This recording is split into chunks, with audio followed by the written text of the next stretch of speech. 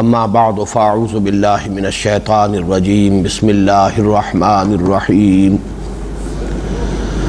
یا ایہا الناس اعبدوا ربکم الذی خلقکم والذین من قبلکم لعلکم تتقون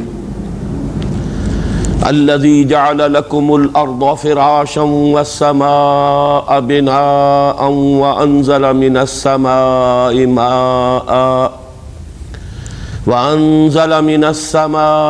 ماء فأخرج به من الثمرات رزقا لكم فلا تجعلوا لله أندادا وأنتم تعلمون وَإِن كُنتُمْ فِي رَيْبٍ مِّمَّا نَزَّلْنَا عَلَىٰ عَبْدِنَا فَأْتُوا بِسُورَةٍ مِّن مِّثْلِهِ وَادْعُوا شُهَدَاءَكُم مِّن دُونِ اللَّهِ إِن كُنتُمْ صَادِقِينَ فَإِن لَّمْ تَفْعَلُوا وَلَن تَفْعَلُوا فَاتَّقُوا النَّارَ الَّتِي وَقُودُهَا النَّاسُ وَالْحِجَارَةُ اعدت للکافرین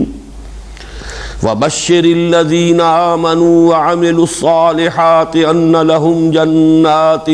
تجری من تحتها الانہار كلما رزقوا منها من ثمرة رزقا قالوا هذا الذي رزقنا من قبل وأتوا به متشابها وَلَهُمْ فِيهَا أَزْوَاجٌ مُطَهَّرَةٌ وَهُمْ فِيهَا خَالِدُونَ صدق اللہ العظیم رب اشرح لي صدری ویسر لي امری واحلل عقدۃ من لسانی یفقهوا قولی اللہم ربنا الہمنا رشدنا واعذنا من شرور انفسنا اللہم ارنا الحق حقا وارزقنا اتباعه وارنا الباطل باطلا وارزقنا اجتنابه اللہم اجعلنا من عبادك المخلصین اللہم اجعلنا من عبادك المتقین آمین یا رب العالمین۔ سورہ بقرہ کے تمہیدی مضامین میں نے جو باتیں اس سے قبل عرض کی ہیں اور ان کے ضمن میں اس سورہ مبارکہ کے مضامین کا جو تجزیہ بیان کیا ہے اس کے بعض امور کو آج پھر ذہن میں تازہ کر لیں۔ یاد ہوگا کہ میں نے مضامین کے اعتبار سے اس سورہ مبارکہ کے لیے ایک نام تجویز کیا ہے، سورۃ الامتین، دو امتوں والی سورت، اس لیے کہ یہ دو نصفین پر مشتمل ہے۔ جیسے سورہ فاتحہ کے بارے میں تو حدیث قدسی میں الفاظ آئے قسمت الصلاۃ بینی و بین عبدی نصفین، میں نے نماز کو اپنے اور اپنے بندے کے مابین آدھا آدھا تقسیم کر لیا ہے۔ اسی طرح یہ سورہ مبارکہ بھی نصفین میں منقسم ہے۔ اس کا نصف اول، اس میں روح سخن اور براہ راست خطاب سابقہ امت مسلمہ یعنی بنی اسرائیل سے ہے، یہود سے ہے۔ اس کا نصف ثانی، اس میں خطاب جو موجودہ امت مسلمہ ہے جس کی تاسیس ہوئی بعثت محمدی صلی اللہ علیہ وسلم کی بنیاد پر اور خانہ کعبہ کی مرکزیت کے گرد، اس میں سارا خطاب نصف ثانی میں اس موجودہ امت مسلمہ سے ہے، امت محمد سے صلی اللہ علیہ وسلم۔ پھر جو پہلا حصہ ہے، یاد ہوگا کہ اس کے بھی میں نے 3 حصے آپ کے سامنے بیان کیے۔ 18 رکوعوں پر مشتمل ہے یہ پہلا حصہ، آیات 152 ہیں۔ دوسرے حصے میں 22 رکوع ہیں لیکن آیات 134 ہیں۔ اس اعتبار سے تقریباً مساوی کا معاملہ ہے، متوازن تقسیم ہے۔ لیکن یہ جو 18 رکوع ہیں ان میں سے 10 یا سوا 10 کہہ لیجئے، ان میں تو براہ راست خطاب ہے، یا بنی اسرائیل، براہ راست یہود سے خطاب۔ لیکن ابتدا میں 4 رکوع تمہیدی اور پھر اس کے بعد 4 رکوع تحویلی۔ یہ جو 4 رکوع تمہیدی ہیں یہ پھر 2 حصوں پر مشتمل ہے۔ پہلے 2 رکوع جو ہم پڑھ چکے اور یہ دوسرے 2 رکوع جو آج ہم شروع کر رہے ہیں، تیسرا اور چوتھا رکوع۔ ان کا معاملہ یہ ہے کہ یہ سورہ بقرہ کے لیے بھی تمہید ہے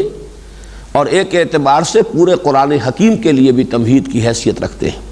انٹروڈکٹری مضامین ہے قرآن حکیم کے کہ جو ان 4 رکوعوں میں آ گئے۔ پہلے دو رکوعوں کے بارے میں عرض کر چکا ہوں کہ ایک تعویل خاص ہے، لیکن تعویل عام کو اس وقت صرف آپ کے سامنے دہرانا ہے کہ پہلے دو رکوعوں میں ان تین قسم کے اشخاص کی تفصیل بیان کر دی گئی کہ جو ہمیشہ اس کتاب کے حوالے سے موجود رہیں گے۔ ایک وہ لوگ جو اس کتاب سے کما حق ہو استفادہ کریں گے، ان کے صفات کیا ہوں گے، ان کی خصائص کیا ہوں گی، استفادے کی شرائط کیا ہیں، وہ بیان ہو گئے۔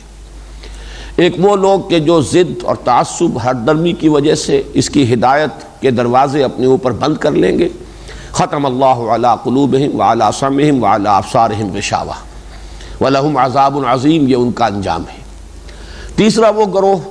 کہ جو بظاہر مانے گا، ایمان لائے گا، دعویٰ کرے گا ماننے کا، لیکن اس ماننے کے عملی تقاضے پورے کرنے میں جو کسر نفس کرنی پڑتی ہے، ایثار نفس، اور جو جانی و مالی قربانیاں دینی پڑتی ہیں، اس کی بنا پر ٹھٹک کر رہ جائے گا کہ مذبذب ہو کر رہ جائے گا، نہ ماننے والوں میں نہ انکار کرنے والوں میں۔ یہ تیسرا گروہ بھی ہمیشہ موجود رہا ہے اور ہمیشہ موجود رہے گا، اور ہر نئی دعوت کے ساتھ اور بالخصوص جس میں کوئی انقلابی رنگ ہو، یہ تین قسم کے لوگ جو ہیں دنیا میں ہمیشہ پائے گئے اور ہمیشہ پائے جائیں گے۔ اب اس کے بعد جو دو رکوع ہیں، یہ تیسرا اور چوتھا رکوع، ان کے بارے میں یہ عرض کر دوں کہ مکی قرآن کا ایک طرح سے لب لباب اور خلاصہ ہے جو ان دو رکوعوں میں آ گیا ہے۔ قرآن حکیم کی بنیادی دعوت کیا ہے، اس کے اساسی نظریات کیا ہیں، اس کا بنیادی فلسفہ کیا ہے، یہ تین سوالات ذہن میں اچھی طریقے سے بٹھا لیجئے۔ ان کے جوابات ہیں کہ جو ان دو رکوعوں میں آئے۔ اس اعتبار سے دعوت اور حکمت قرآنی کا خلاصہ اور لب لباب ان دو رکوعوں میں ہے۔ یہ مضامین اصلاً ہیں مکی قرآن کے۔ قرآن حکیم کی جو مکی صورتیں ہیں، یعنی وہ حصہ کہ جو ہجرت سے قبل نازل ہوا ہے، اس کا اصل مضمون ہے ایمان، مثبت انداز میں بھی توحید کی دعوت، معاد کو اور آخرت کو ماننے کی دعوت، نبوت و رسالت کو تسلیم کرنے کی دعوت، بندگی رب کی دعوت۔ یہ دعوت جو ہے یہ در حقیقت مکی قرآن کا بنیادی مضمون ہے۔ پھر یہ کہ ظاہر بات ہے کہ ہر دعوت کے لیے کوئی نہ کوئی اس کی نظریاتی اساس ہوتی ہے، کوئی اس کی حکمت ہے، کوئی فلسفہ ہے، کوئی اس کا میٹا فزکس ہے۔ اس کے اعتبار سے انسان کی حقیقت کے بارے میں، علم کی حقیقت کے بارے میں کچھ بنیادی تصورات ہوتے ہیں کہ جن پر وہ دعوت کھڑی ہوتی ہے۔ تو ان تمام چیزوں کو بھی اصلاً قرآن حکیم میں مکی صورتوں میں بیان کیا گیا۔ اب یہاں ایسا ہے کہ اس کو بنی اسرائیل سے براہ راست خطاب سے قبل دو رکوعوں میں ان تمام امور کا جو جامع ترین خلاصہ ہو سکتا ہے وہ یہ 19 آیات کے اندر یہاں جمع کر دیا گیا ہے۔ یہ گویا کہ مکی قرآن کا خلاصہ ہے۔ اس حوالے سے میں ذرا ایک بات اس سے پہلے بھی کئی مرتبہ خیال آیا تھا کہ گوش گزار کر دوں، لیکن پھر یہ کہ وہ بات رہ جاتی رہی کہ یہ ایک سوال ہے بڑا اہم کہ کیا وجہ ہے کہ قرآن حکیم کی جو ترتیب نزولی ہے اور جو اس کی ترتیب مصحف ہے، اس میں بالکل ایک عکسی ترتیب ہے۔ بالکل یوں سمجھیے کہ بالعکس معاملہ ہے۔ یہ جو صورتیں ہم پڑھ رہے ہیں، سورہ بقرہ، سورہ آل عمران، سورہ نساء، سورہ مائدہ، 6.25 پارے قرآن حکیم کے، تقریباً 1/6 حصہ بن جائے گا، بلکہ 1/5 حصہ، یہ مدنی صورتوں پر مشتمل ہے۔ اور آخری حصہ قرآن مجید کا وہ زیادہ تر وہ ہے کہ جو بالکل ابتدائی دور میں قرآن مجید میں نازل ہوئی صورتیں۔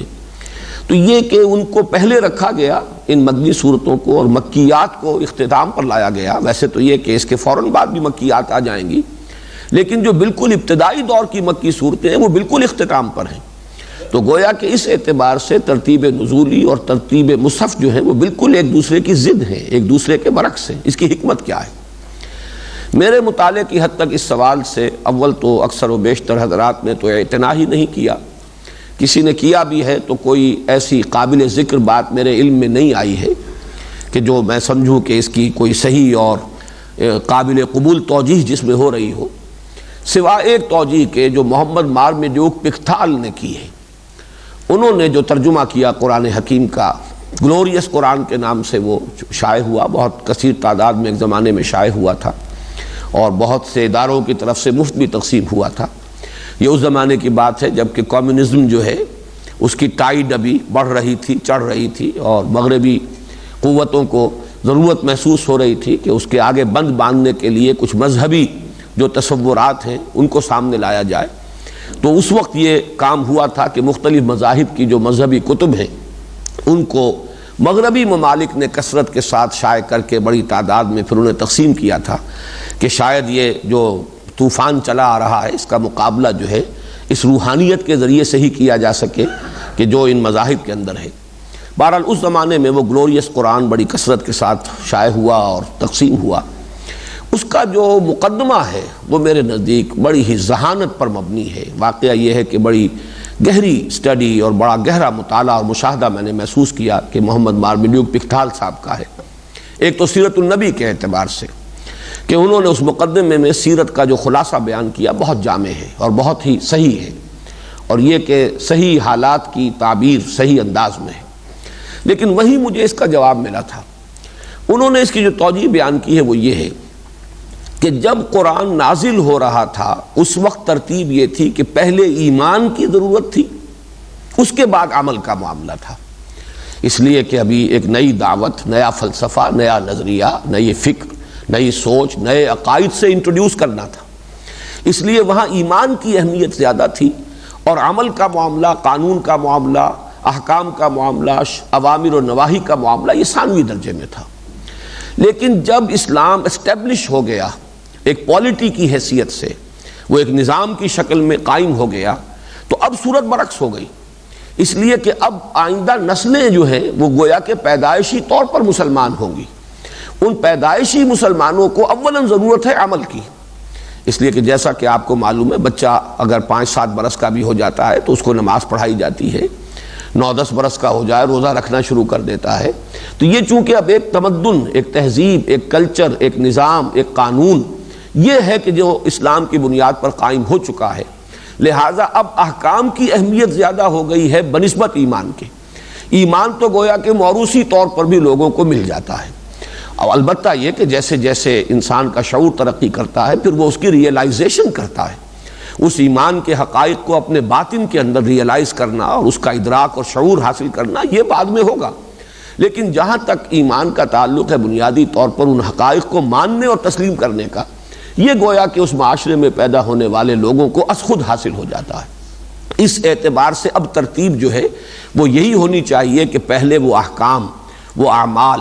وہ جو شریعت کے اوامر و نواہی ہیں پہلے ان سے انٹروڈیوس کر دیا جائے، ایمان کے مباحث جو ہے وہ بعد میں۔ اسی وجہ سے قرآن مجید میں مصحف کے ترتیب میں یہ ترتیب نزولی کے برعکس صورت اختیار کی گئی۔ اس اعتبار سے میں عرض کر رہا ہوں کہ چونکہ یہاں پر مکی صورتیں اصلاً شروع ہو رہی ہیں قرآن حکیم میں، مصحف میں، لیکن یہ کہ ضرورت اس بات کی تھی کہ جو مدنی صورتیں شروع ہو رہی ہیں تو ضرورت اس بات کی تھی کہ مکی قرآن مجید کا خلاصہ یہاں پر درج کر دیا جائے۔ یہ ایک حکیمانہ ترتیب ہے۔ باقی جہاں تک ایک تعویل خاص کے اعتبار سے ایک خیال ہے جو مولانا اصلاحی صاحب نے ظاہر کیا ہے کہ ان رکوعوں میں بھی انڈائریکٹلی روح سخن جو ہے وہ یہود کی طرف ہے۔ جہاں تک چوتھے رکوع کا معاملہ ہے اس میں تو بات کچھ نکھر کر سامنے آ جائے گی، واضح ہو جائے گی، اس لیے کہ اس میں ابلیس کا جو کردار آئے گا، اور اس ابلیسیت کی جو اساس ہے وہ ہے تکبر، ابا واستکبرا، تکبر، عجب، اپنے بڑے ہونے کا گھمنڈ، اپنی تکبر کا معاملہ۔ اس اعتبار سے گویا کہ آئینہ دکھایا جا رہا ہے یہود کو کہ آج تم محمد کے مقابلے میں صلی اللہ علیہ وسلم جو استکبار کر رہے ہو، تکبر کر رہے ہو، اور اپنے آپ کو ان سے بالا تر سمجھتے ہوئے ان کی دعوت کو رد کر رہے ہو، تو در حقیقت یہ شیطنت ہے۔ یہ وہی کردار ہے جو ابلیس نے آدم کے مقابلے میں اختیار کیا تھا، جو آج تم محمد صلی اللہ علیہ وسلم کے مقابلے میں اختیار کر رہے ہو۔ یہ بات تو خاصی مربوط معلوم ہوتی ہے۔ البتہ یہ جو تیسرا رکوع ہے جس کا آج ہم مطالعہ شروع کر رہے ہیں، اس میں مجھے کچھ تکلف والی بات معلوم ہوتی ہے، اگرچہ مولانا اصلاحی صاحب نے جو بات کہی ہے وہ میں آپ کے سامنے رکھ دیتا ہوں، کہ چونکہ ایسا محسوس ہوا کہ جب اب مدنی دور میں اہل کتاب سے براہ راست خطاب ہوا، اب تک یہود یہ سمجھتے تھے کہ یہ دور کا معاملہ ہے، مکے والے جانے محمد صلی اللہ علیہ وسلم وہاں دعوت دے رہے ہیں، ان کے لیے ایک مسئلہ ہے جو پیدا ہوا ہے، ہم سے کوئی براہ راست اس کا سروکار نہیں ہے۔ لیکن جب حضور مدینہ تشریف لے آئے اور اب براہ راست خطاب یہود سے شروع ہوا، تو انہیں اب خطرے کا احساس ہوا کہ ہمارے لیے یہ اب ایک پوٹینشل ڈینجر ہے، ہماری سیادت، قیادت، چودراہٹ، ہماری جو مسند ہے اس کے لیے اب ایک خطرہ ہے۔ اس اعتبار سے انہوں نے نہ صرف یہ کہ مدینے میں براہ راست حضور صلی اللہ علیہ وسلم کی مخالفت کی شدت اختیار کی، انہوں نے ریشہ دوانی اور سازشی کردار شروع کر دیا، اور بنی اسماعیل کو بھی، مکے والوں کو بھی ورغلانے کے لیے ہر ممکن کوشش کی کہ کسی طریقے سے وہاں سے بھی اس دعوت کے جو قدم ہے وہ آگے اب بڑھنے نہ پائیں۔ جتنا کچھ بھی وہاں ہو چکا ہے،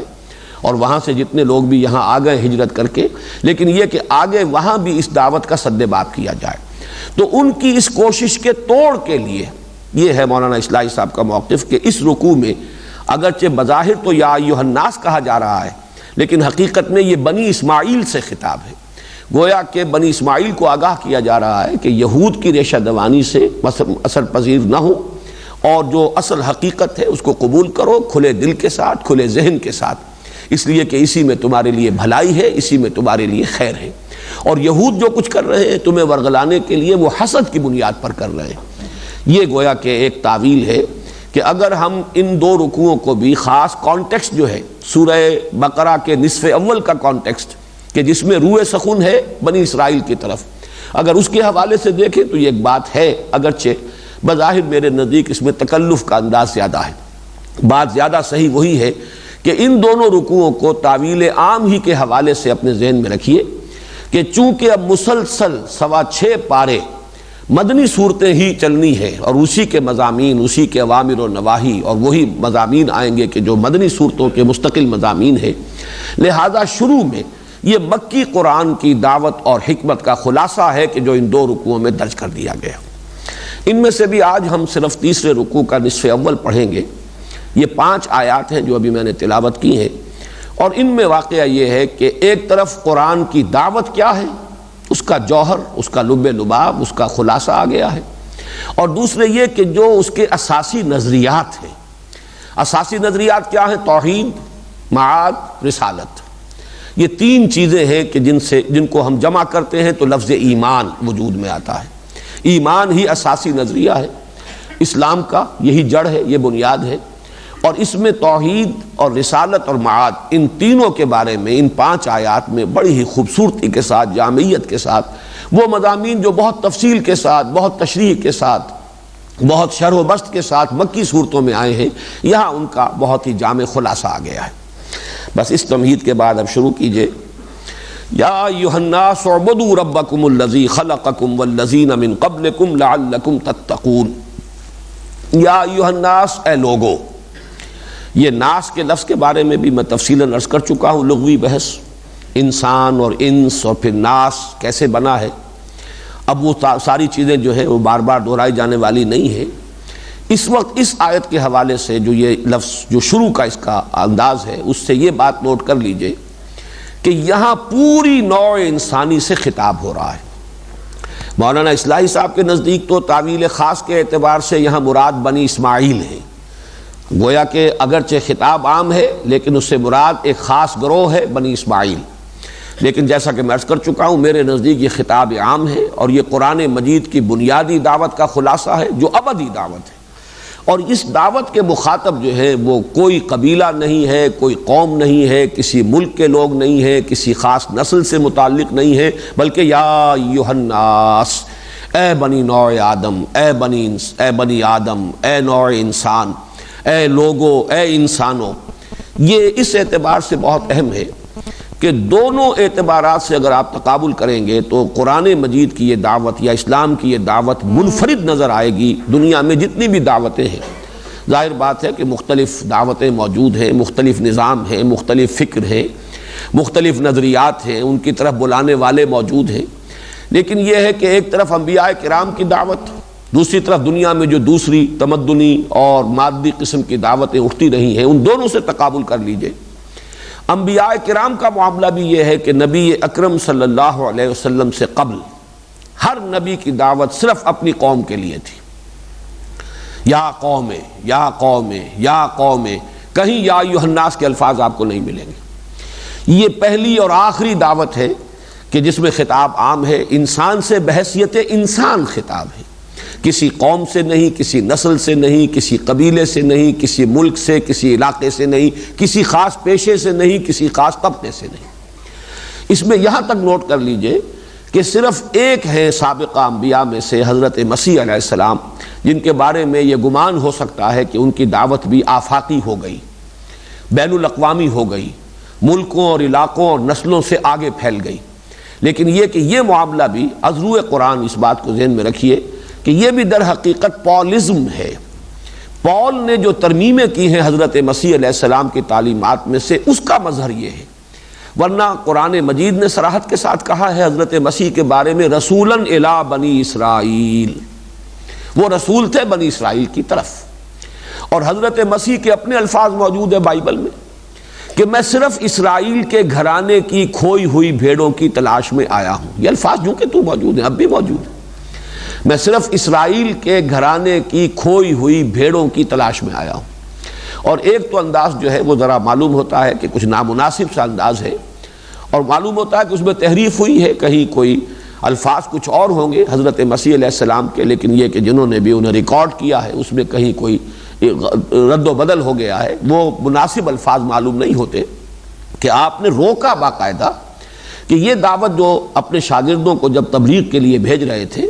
تو اس وقت جو ہدایات دی ہیں، جو بڑا طویل سرمن ہے بائبل کے اندر موجود، اس میں یہ بھی ہے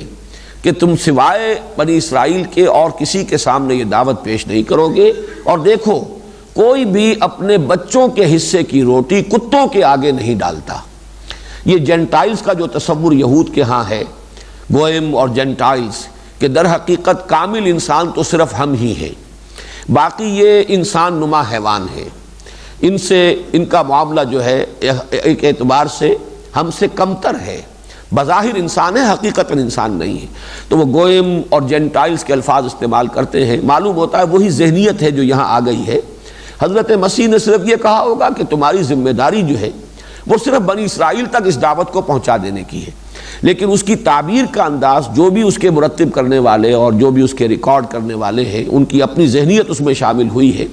کہ کوئی شخص بھی اپنے بچوں کے حصے کی روٹی کتوں کے آگے نہیں ڈالتا۔ لیکن میں نے اس وقت صرف اس کو کوٹ کیا اس حوالے سے کہ قرآن اور بائبل دونوں اس پر متفق ہیں کہ حضرت مسیح علیہ السلام کی بعثت بھی صرف ایک قوم کی طرف تھی، ایک نسل کی طرف تھی۔ صرف محمد الرسول اللہ صلی اللہ علیہ وسلم کی بعثت ہے جو پوری نوع انسانی کے لیے۔ یہی وہ بات ہے جو سورہ سبا میں واضح الفاظ میں صراحت کے ساتھ بھی کہی گئی، وَمَا أَرْسَلْنَاكَ إِلَّا كَافَّةً لِلنَّاسِ بَشِيرًا وَنَذِيرًا، اے محمد ہم نے آپ کو نہیں بھیجا ہے مگر تمام نوع انسانی کے لیے بشیر اور نذیر بنا کر۔ وہ بات وہاں صراحت کے ساتھ آئی ہے، یہاں صرف اس لفظ کے حوالے سے یا ایھا الناس۔ تو گویا کہ سابقہ انبیاء اور رسل کی دعوت میں بھی کوئی اس کی نظیر نہیں ہے کہ پوری نوع انسانی سے خطاب ہوا ہو۔ اگرچہ اس کا تعلق نوٹ کر لیجئے، میں نے یہ مضامین اپنی ایک کتاب میں ان پر تفصیلاً بحث کی ہے۔ نبی اکرم صلی اللہ علیہ وسلم کا مقصد بعثت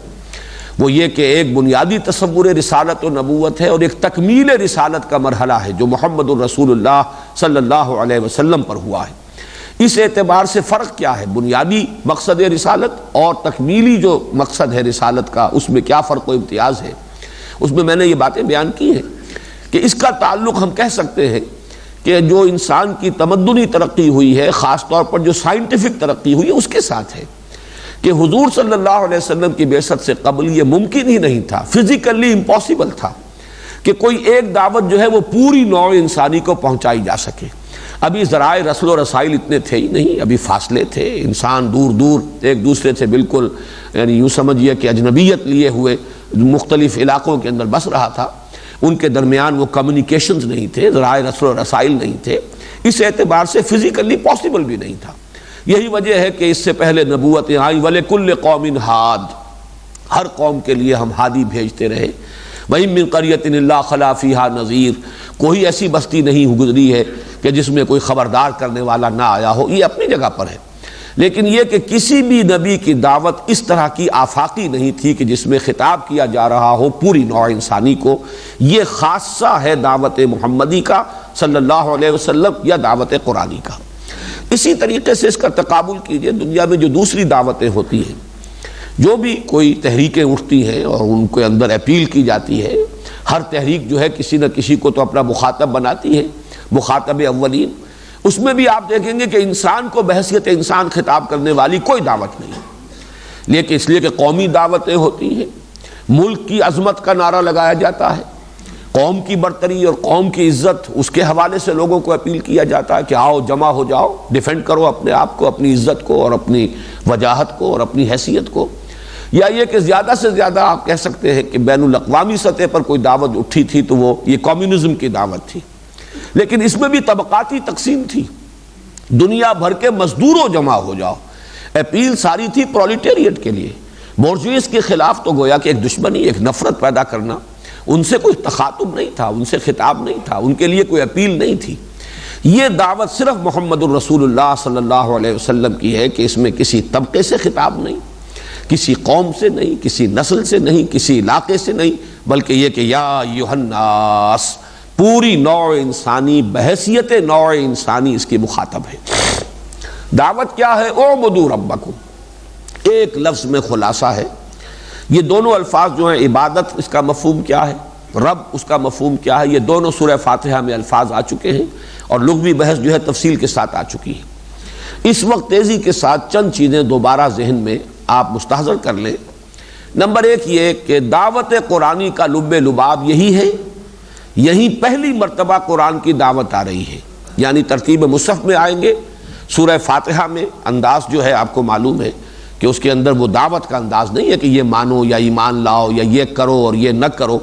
بلکہ اس میں تو یا تو اعتراف ہے، ایک سلیم الفطرت اور سلیم العقل انسان جہاں تک خود پہنچ گیا اس کا وہ اظہار کر رہا ہے،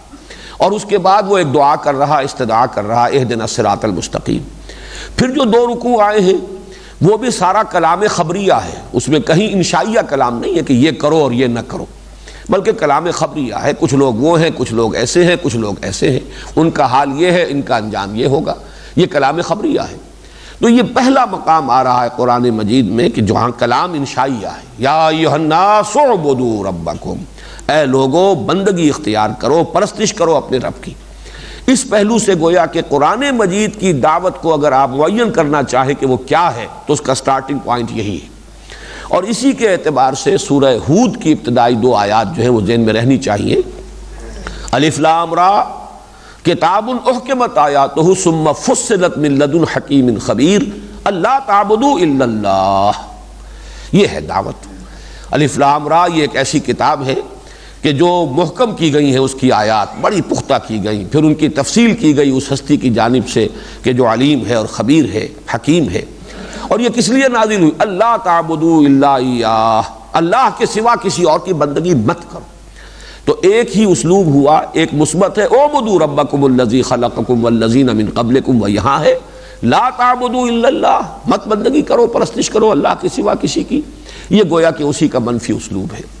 تو قرآن کی دعوت کا لب لباب اور خلاصہ ان دو الفاظ میں ہے۔ پھر یہ کہ اگر آپ مکی صورتوں میں جو تفصیل سے تمام رسولوں کا تذکرہ آتا ہے، حضرت نوح کی دعوت کیا تھی، حضرت ہود کی دعوت کیا تھی، حضرت صالح کی دعوت کیا تھی، تو بار بار سورہ شورى میں اور سورہ اعراف میں اور مختلف مقامات پر جہاں ترتیب کے ساتھ یہ چیزیں بیان ہوئی ہیں تو وہاں آپ کو دو اسلوب ملیں گے۔ ان کی دعوت کیا تھی؟ ان اعبدوا اللہ ما لکم من الہ غیرہ، ان اعبدوا اللہ واتقوہ واطیعون، اللہ کی بندگی کرو، تمہارا اس کے سوا کوئی معبود نہیں،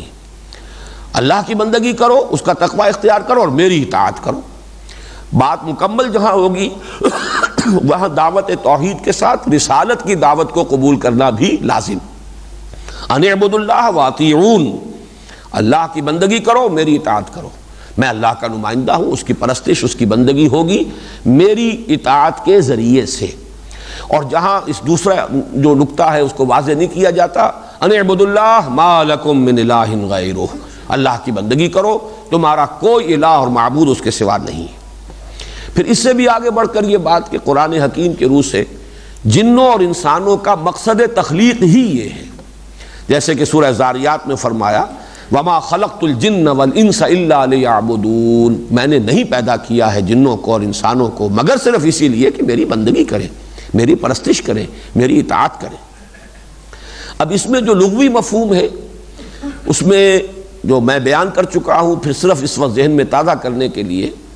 کہ عربوں میں یہ لفظ استعمال ہوتا تھا تذلل کے لیے، تعبد، تذلل، بچھ جانا کسی کے سامنے، مطیع و منقاد ہو جانا، اسی کا مطیع فرمان بن جانا۔ چنانچہ ان کے ہاں لفظ استعمال ہوتا تھا البعیر المعبد، جیسے کہ آپ گھوڑے کو یہاں سداتے ہیں، اگر اسے تانگے میں جوتنا ہے تو پہلے سدانا پڑتا ہے، یا سواری کے لیے بھی بریکنگ جسے آپ کہتے ہیں، تو جو گھوڑا یا جو اونٹ جو ہے وہ پوری طرح سدھا لیا جائے کہ اب اس پر سواری کی جا سکے، وہ ہے البعیر المعبد، اس لیے کہ اب وہ آپ کا حکم مانتا ہے، آپ کے اشاروں پر حرکت کرتا ہے، وہ سمجھ جاتا ہے گھٹنے کی ذرا سی ایڑ سے کہ وہ اب میرا جو سوار چاہتا ہے کہ میں تیز دوڑوں، ذرا سا اشارہ لگام کا اس کو وہ سمجھتا ہے کہ وہ چاہتا ہے کہ اب میں رک جاؤں۔ تو یہ تمام چیزیں جو ہیں معبد ہے، یہ گویا کہ اب پوری طرح مطیع اور منقاد ہو گیا ہے۔ اسی طرح الطریق المعبد کہتے تھے، راستہ جو ہے جس پر مسلسل لوگ چلتے رہیں، جیسے ہم پگڈنڈیاں بن جاتی ہیں مسلسل چلنے سے، تو وہاں وہ راستہ جو ہے دب جاتا ہے، مٹی دبی ہوئی ہے، بیٹھی ہوئی ہے، اس کو بھی کہتے ہیں کہ وہ کہ جو راستہ پامال ہو چکا ہے، اور وہ اس اعتبار سے اب وہ گویا کہ اس کے اندر ہمواری آ چکی ہے، اونچ نیچ نہیں ہے، تو یہ پامال ہو جانا راستے کا، تو راستہ جو اس منزل سے گزر چکا ہو اس مرحلے سے، وہ الطریق المعبد ہے۔ وہ دو حوالے بھی میں دے چکا ہوں کہ فرعون نے حضرت موسیٰ علیہ السلام پر جو پھپتی چست کی تھی کہ حضرت موسیٰ اور حضرت ہارون جب آئے ہیں اس کے دربار میں اور دعوت پیش کی ہے، تو اس نے کہا ہے اپنے بڑے ہی فخریہ انداز میں اور استحقار کے انداز میں، قومہما لنا عابدون، ان کی قوم جو ہے وہ تو ہمارے لیے ہماری عابد ہے، مطیع ہے، ہمارے سامنے ذلیل و خوار ہے اور ہمارے زیر فرمان ہے، تو ان کو کیسے جرأت ہوئی کہ وہ آئے ہیں ہمیں کوئی پیغام دینے کے لیے اور ہم سے کوئی تقاضا اور مطالبہ کرنے کے لیے۔ اور حضرت موسیٰ علیہ السلام نے بھی یہی لفظ استعمال کیا، وَتِلْكَ نِعْمَةٌ تَمُنُّهَا عَلَيَّ أَنْ عَبَّدْتَ بنی اسرائیل، تم نے جو بنی اسرائیل کو اپنا غلام بنا لیا ہے اور جکڑ لیا ہے اور انہیں اپنے ماتحت کیا ہوا ہے، زیر نگی کیا ہوا ہے، تو تم اس کو تو بھول گئے ہو، اور صرف چونکہ میں تمہارے محل میں پلا ہوں تو وہ احسان مجھ پر تم جتا رہے ہو۔ پوری قوم کو ذلیل و خوار کیا ہے یہ تمہیں نظر نہیں آ رہا، اور ایک فرد پر اگر کوئی احسان ہو گیا ہے کہ وہ محل میں پل گیا تھا، أَلَمْ نُرَبِّكَ فِينَا وَلِيدًا، کیا ہم نے ہی نہیں پالا پوسا تھا تمہیں اپنے ہاں جبکہ تم چھوٹے سے تھے؟ تو گویا کہ ہمارے ہی ہاں پل کر اور اب تم جو ہے ہماری ہی بلی ہم ہی کو میاؤں کر رہے ہو۔ تو اس پر جواب جو دیا حضرت موسیٰ نے، وَتِلْكَ نِعْمَةٌ تَمُنُّهَا عَلَيَّ أَنْ عَبَّدْتَ بنی اسرائیل، تو گویا کہ اصل مفہوم جو ہے اس لفظ کا اس کو نوٹ کر لیجئے کہ وہ تذلل ہے۔ تقریباً تمام جمہور علماء جو ہیں جو لغت کے، ان کا فیصلہ یہ ہے کہ العبادت التذلل، قالہ الجمہور، جمہور کا فیصلہ یہ ہے تذلل، بچھ جانا، گر جانا، عاجزی، انکساری، اپنی انانیت کو ختم کر دینا، اپنی مرضی سے دستبردار ہو جانا کسی کے سامنے، بس یہ عبادت ہے۔ البتہ یہ کہ اس کے اندر جو اصل روح ہے، وہ روح محبت کی جب پیدا ہوگی تو وہ عبادت جو ہے مذہبی پیدا ہوگی۔ ایک عبادت ہے، ایک غلامی ہے، خالص سیاسی کانسیپٹ۔ ظاہر بات ہے کہ اگر بنی اسرائیل اطاعت کر رہے تھے فرعون کی، تو کوئی اس کی محبت کی وجہ سے نہیں، کوئی اس کی تعظیم اپنے دل سے کرنے کے بنا پر نہیں، بلکہ مجبوری تھی۔ جیسے ہم انگریز کی اطاعت کرنے پر مجبور رہے، ہم اس کے غلام تھے، اس نے ہمیں فتح کیا، ہم غلام اور وہ ہمارا حاکم تھا۔ لیکن جو مذہب میں اور دین میں جو عبادت ہے اصل، اس میں جب تک کہ اس اطاعت کے ساتھ محبت کی چاشنی شامل نہ ہو جائے، دلی آمادگی، کسی کی محبت اور کسی کی عظمت کا نقش قلب پر اتنا گہرا ہو جائے کہ اس کی وجہ سے انسان خود اس کی اطاعت اختیار کرے، اپنی دلی آمادگی کے ساتھ اپنے آپ کو اس کے سامنے بچھا دے، یہ ہے اصل میں وہ عبادت کے جو مطلوب ہے۔ اس معنی میں ہے اعبدوا ربکم، اپنے رب کی بندگی اور پرستش کرو۔ یہ بھی میں بیان کر چکا ہوں کہ دو الفاظ فارسی کے جمع کیے جائیں گے تو عبادت کا یہ مفہوم پورا ہوگا۔ ایک ہے بندگی، وہ جو شیخ سعدی نے کہا کہ زندگی آمد برائے بندگی، زندگی بے بندگی شرمندگی۔ بندگی بندہ بن جانا، اطاعت، غلامی۔ اور ایک ہے پرستش، پرستش کے اندر کسی کی محبت ہوتی ہے، کسی کی عظمت کا کوئی نقش ہوتا ہے، کسی سے کوئی والہانہ عشق ہوتا ہے، کسی کی کوئی احسان مندی کا جذبہ ہوتا ہے، جیسے کہ میں سورہ فاتحہ کے ذیل میں عرض کر چکا ہوں کہ اصل میں شکر ہی کا جذبہ ہے جو عبادت کے جذبے کی شکل اختیار کرتا ہے۔ اس لیے کہ فطرت انسانی کی صحت کی ایک علامت یہ ہے کہ اس میں شکر کا جذبہ ہو، شکر کا مادہ ہو. اگر اس کے ساتھ کوئی بھلائی کرے، خیر کرے، اس کی کوئی ضرورت پوری کرے، اس کی احسان مندی کے جذبات پیدا ہونے چاہیے. اگر ہو گئے ہیں پیدا تو یہ صحت جو ہے یہ صحت فطرت کی علامت ہے. نہیں ہو رہے تو معلوم ہوا کہ فطرت جو ہے مسخ ہو چکی ہے، پرورٹ ہو چکی ہے، اس کے سوتے خشک ہو چکے ہیں. پھر اسی کا ایک تقاضا یہ ہے، اسی فطرت کا، کہ جس نے آپ کے ساتھ بھلائی کی ہے آپ بھی اس کے ساتھ کوئی بھلائی کریں، کوئی بدلہ دیں، کسی درجے میں اس کو جزا دیں، کوئی تو مبادلہ ہو جائے، کوئی خدمت اس کی کریں کسی انداز میں. والدین نے اگر آپ کے ساتھ بھلائی کی ہے آپ والدین کی خدمت کیجیے. کبھی کسی پڑوسی نے آپ کے ساتھ کوئی بھلا کام کیا آپ بھی تلاش میں رہیں گے، کوئی موقع ملے میں بھی اس کے احسان کا بدلہ چکا لوں. حل جزاء الاحسان الا الاحسان، احسان کا بدلہ تو احسان ہی ہو سکتا ہے، یہ بھی فطرت کا تقاضا ہے. لیکن اب اگر تو کوئی محسن ایسا ہے جس کا کہ آپ احسان کا کچھ بدلہ دے سکیں تو ٹھیک ہے، آپ نے عوض معاوضہ گلا ندارد، آپ نے اس کے احسان کا بدلہ چکا دیا. اب آپ کے اعصاب پر کوئی بوجھ نہیں رہا کہ میں اس کا احسان مند ہوں اور اس کے بوجھ تلے ہوں. لیکن اگر کوئی ہستی اتنی بلند ہے کہ آپ تو اس کی کوئی خدمت کر نہیں سکتے، سورج ہے کیا کریں گے؟ آپ کو یہ تو پتہ ہے سورج کی تمازت سے ہماری فصلیں پک رہی ہیں، سورج ہی کی یہ حرارت ہے جس سے یہ ہواؤں کا نظام ہے اور بارشیں برس رہی ہیں. تو یہ بڑا دیوتا ہے، اس سے تو ہمارے بڑے کام چل رہے ہیں. لیکن اب ہم کیا کریں؟ اس کی کیا خدمت بجا لائیں؟ اس کو کیا بدلہ دیں؟ تو بس اب یہاں ایک ہی شے رہ گئی کہ ہاتھ جوڑ کر کھڑے ہو جاؤ، اس کی عظمت کا اقرار کر لو، اس کے کچھ گن گاؤ، کچھ اس کی مدح کرو، کچھ حمد کرو، اس کے سامنے سر جھکا دو، سجدہ کر دو، ڈنڈوت کر دو، بس یہی ہو سکتا اور کچھ نہیں. اس اعتبار سے یہ جذبہ شکر جو ہے یہ در حقیقت پھر جذبہ عبادت کی شکل اختیار کرتا ہے. وہی جذبہ عبادت ہے کہ جو مطلوب ہے اللہ کے لیے، کہ انسان یہ پہچان لے کہ رب حقیقت میں وہی ہے. ربوبیت چاہے میری کتنی ہی مختلف گوشوں سے ہو رہی ہو، سورج کا بھی اس میں حصہ ہے، چاند کا بھی اس میں حصہ ہے، ہواؤں کا بھی حصہ ہے، پانی کا بھی حصہ ہے، نباتات کا بھی حصہ ہے، والدین کا بھی حصہ ہے، قوم اور قبیلے کا بھی حصہ ہے، یہ سب کا حصہ ہے. میری ربوبیت، میری ضروریات کی باہم رسانی کا یہ نہ معلوم کتنا لمبا نظام ہے. لیکن یہ کہ یہ سارا سلسلہ ایک رب ہے، اصل رب، ربوبیت کے یہ سارے سلسلے اسی کے قبضہ قدرت میں ہیں، اسی کی ربوبیت کے یہ مظہر ہیں. اصل رب وہی ہے، اصل پالنہار وہی ہے. جس نے اس حقیقت کو پہچان لیا اب وہ ساری عبادت اور پرستش اور بندگی کا جذبہ اس کی ذات کے ساتھ وابستہ ہو جائے گا. جو سورہ فاتحہ میں یہ سارے مضامین آ چکے ہیں کہ الحمدللہ رب العالمین سے شروع ہو کر وہ پہلا حصہ جو ہے 3 آیتوں پر مشتمل پہلا پلڑا جو ہے، ایک پلڑا جو ہے اس سورہ مبارکہ کی جو تقسیم ہم نے ایک ترازو کی شکل میں کی ہے، وہ پھر درمیانی آیت پر آ کر جوڑتا ہے ایاک نعبد. یہ ایاک نعبد اصل میں اس کا منطقی نتیجہ ہے. اس کے بعد ہے دوسرا حصہ ایاک نستعین، اور وہ ہے اہدنا الصراط المستقیم صراط الذین انعمت علیہم غیر المغضوب علیہم ولا الضالین. یہ جو محبت اور اطاعت، ان دونوں میں نسبت کیا ہے؟ اس کے لیے بہترین تشبیہ یہ ہے کہ جیسے ہمارا جسم ہے اور اس کے اندر جان ہے. جان نظر نہیں آتی، جان کا وزن ہمیں معلوم نہیں، لیکن جسم سارا اگر ہے کسی چیز سے تو وہ جان ہی کی بدولت ہے، ورنہ اس کی حقیقت کیا ہے؟ یہ تو جان نکل جائے ڈس انٹیگریٹ ہو جائے گا، متعفن ہو جائے گا، تھوڑے عرصے تک جو ہے اس کو آپ شاید رکھ سکیں، باقی اس کو برداشت کرنا ناممکن ہو جائے گا. تو ہے جو کچھ نظر آ رہا ہے وہ تو جسم ہے، جان نظر نہیں آ رہی. جان نہاں در جسم او در جان نہاں، تو یہ جان نہاں ہے جسم کے اندر، یہ تو نظر نہیں آ رہی، لیکن اس کی ساری حقیقت جو ہے وہ اس جان سے ہے، یا آپ اس جان سے بھی آگے چاہیے تو روح سے ہے. لیکن یہ کہ نظر آنے والی شے جسم ہے. اسی طرح عبادت کا جو پیکر ہے جو نظر آئے گا وہ تو ہے اطاعت، اطاعت کلی، ہمہ تن ہمہ وقت ہمہ جہت، ہر اعتبار سے اللہ کی اطاعت. لیکن اس کی اصل روح جو ہے، اس کی جان جو ہے وہ محبت ہے. اگر محبت ہے تو یہ اطاعت عبادت بن جائے گی، اگر محبت نہیں ہے تو نری اطاعت رہ جائے گی. وہ اطاعت تو جبری بھی ہوتی ہے، مجبوراً بھی ہوتی ہے، دکھاوے کے لیے بھی ہوتی ہے، ریاکاری کے لیے بھی ہوتی ہے، وہ پھر عبادت شمار نہیں ہوگی جب تک کہ اس کے اندر وہ روح جو ہے، وہ اصل جان جو ہے وہ محبت کی اس کے اندر سرایت کیے ہوئے نہ ہو. اس حقیقت کو امام ابن تیمیہ نے بھی بیان کیا بہت خوبصورت الفاظ میں کہ لفظ العبودیت یتضمن کمال الذل و کمال الحب. عبودیت کا لفظ جو ہے یہ 2 چیزوں کو متضمن ہے، 2 چیزوں کو جمع کر دیتا ہے، 2 چیزوں کو اپنے اندر سمو لیتا ہے. کمال الذل، ہر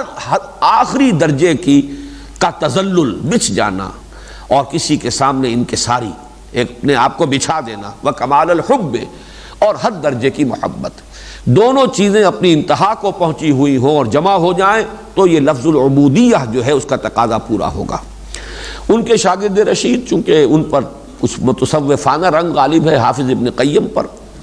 انہوں نے اس میں ترتیب بھی بدل دی ہے۔ ان کا کہنا یہ ہے العبادت تجمع اصلین غایت الحب مع غایت الذل والخضوع، وہ محبت کو پہلے لا رہے ہیں کہ عبادت جو ہے وہ دو بنیادوں کو، دو جڑوں کو، دو اساسات کو جمع کرتی ہے۔ العبادت تجمع اصلین غایت الحب، انتہا درجے کی محبت اللہ کی، مع غایت الذل والخضوع، اس کے ساتھ ہی حد درجے کی تذلل، عاجزی، انکساری، بچھ جانا اور اللہ کے سامنے جھک جانا، جھکاؤ، یہ دونوں چیزیں جو ہیں لازم و ملزوم ہیں۔ اب اس میں جو بات سمجھنے کی ہے وہ یہ ہے کہ عبادت اور عبادات کا اصل تعلق کیا ہے۔ ہمارے دور زوال میں بدقسمتی سے ہمارا تصور عبادت محدود ہوتا چلا گیا، وہ عبادات تک محدود ہو گیا۔ نماز، روزہ، حج، زکوٰۃ جو موڈز آف ورشپ ہیں، جو عبادات ہیں، جو معین افعال ہیں جو ہم پر فرض کیے گئے ہیں، نماز فرض ہے، روزہ فرض ہے، زکوٰۃ فرض ہے، حج فرض ہے، یہ کچھ موڈز ہیں، یہ کچھ ان کو آپ رسم بھی کہیں تو کوئی بری بات نہیں ہے، اس لیے کہ رسم کے لفظی معنی ہے کسی شے کا ظاہری جو اس کا ظہور ہوتا ہے۔ رسم الخط، اس رسم کے ذریعے سے ہم حروف کو ظاہر کرتے ہیں، تو رسم جو ہے وہ کوئی بری شے نہیں ہے۔ ویسے یہ کہ اگر صرف رسم ہی پر انسان کی نگاہ جم جائے، ریچولزم جسے ہم کہتے ہیں، رسم پرستی، تو وہ یقیناً غلط ہوگی، لیکن ظاہر بات ہے کہ لطافت بے کثافت جلوہ آرا ہو نہیں سکتی۔ ہر لطیف حقیقت کو اپنے ظہور کے لیے کسی نہ کسی کثیف میڈیم کی ضرورت ہے، وہ کثیف میڈیم ہوگا تو لطیف حقیقت ظاہر ہوگی، ورنہ اس کی کوئی حقیقت سامنے نہیں آ سکے گی۔ تو لطافت بے کثافت جلوہ آرا ہو نہیں سکتی، اسی لیے وہ جذبہ جو ہے وہ کسی نہ کسی رسم جو ہے اس کا محتاج ہے اپنے ظہور کے لیے۔ تو یہ رسومات عبادت ہیں کہ جو ہمیں نماز، روزہ اور حج اور زکوٰۃ کی شکل میں دی گئی ہیں، لیکن یہ ہوا یہ کہ ہمارا صدیوں کا زوال جو ہوا اور دین نے جب مذہب کی شکل اختیار کر لی، صرف ریچولزم رہ گیا، رہ گئی رسم اذاں روح بلالی نہ رہی، فلسفہ رہ گیا تلقین غزالی نہ رہی، تو پھر صرف انہی چیزوں تک عبادت کا تصور محدود ہو گیا۔ بحمداللہ اب جو دور ہے ہمارا، اس میں بہت سے اہل قلم کی کوششوں سے اور بہت سے مصنفین اور مفکرین اس دور میں جو سامنے آئے ہیں، ان کی اجتماعی جد و جہد کا نتیجہ یہ ہے کہ اب یہ حقیقت تو بالکل واشگاف ہو چکی ہے کہ عبادت سے مراد ہے پوری زندگی میں اللہ کی بندگی اور اطاعت، یہ اس کا ایک لازمی حصہ ہے، ورنہ تو در حقیقت ایک تناقض ہے، پھر تضاد ہے کہ نماز میں ہم کھڑے ہوں تو اللہ کی بندگی کر رہے ہیں، اور جب نماز سے فارغ ہو جائیں تو پھر اب اپنی منمانی، اپنے نفس پرستی،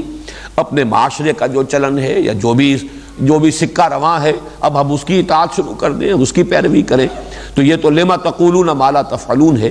ہم آہنگی اسی صورت میں ہوگی کہ یہ بالکل ایک ہی رنگ ہو، بس یوں سمجھیے کہ نماز کی حالت میں وہ رنگ بہت گہرا ہے، اس لیے کہ ہمہ وجوہ اسی پر ارتکاز ہے۔ انی وجہت وجہی للذی فطر السماوات والارض حنیفا وما انا من المشرکین، باقی ہر شے سے منقطع ہو کر، اپنا تعلق توڑ کر، اپنی توجہ کو ہٹا کر ارتکاز کی ہے توجہ کی اللہ تعالیٰ کی طرف۔ یہ گویا کہ اس عبادت کا رنگ یہاں گہرا ہے، باقی یہ کہ اس کے ساتھ ہم آہنگی ہونی چاہیے۔ اسی رنگ میں رنگی ہوئی پوری زندگی، اسی رنگ میں رنگا ہوا پورا انسان کا بیہیویئر، پورا طرز عمل، سارے معاملات اگر نہیں ہے تو یہ تناقض ہے، یہی پھر منافقت کی طرف انسان کو لے جانے والی شے ہے۔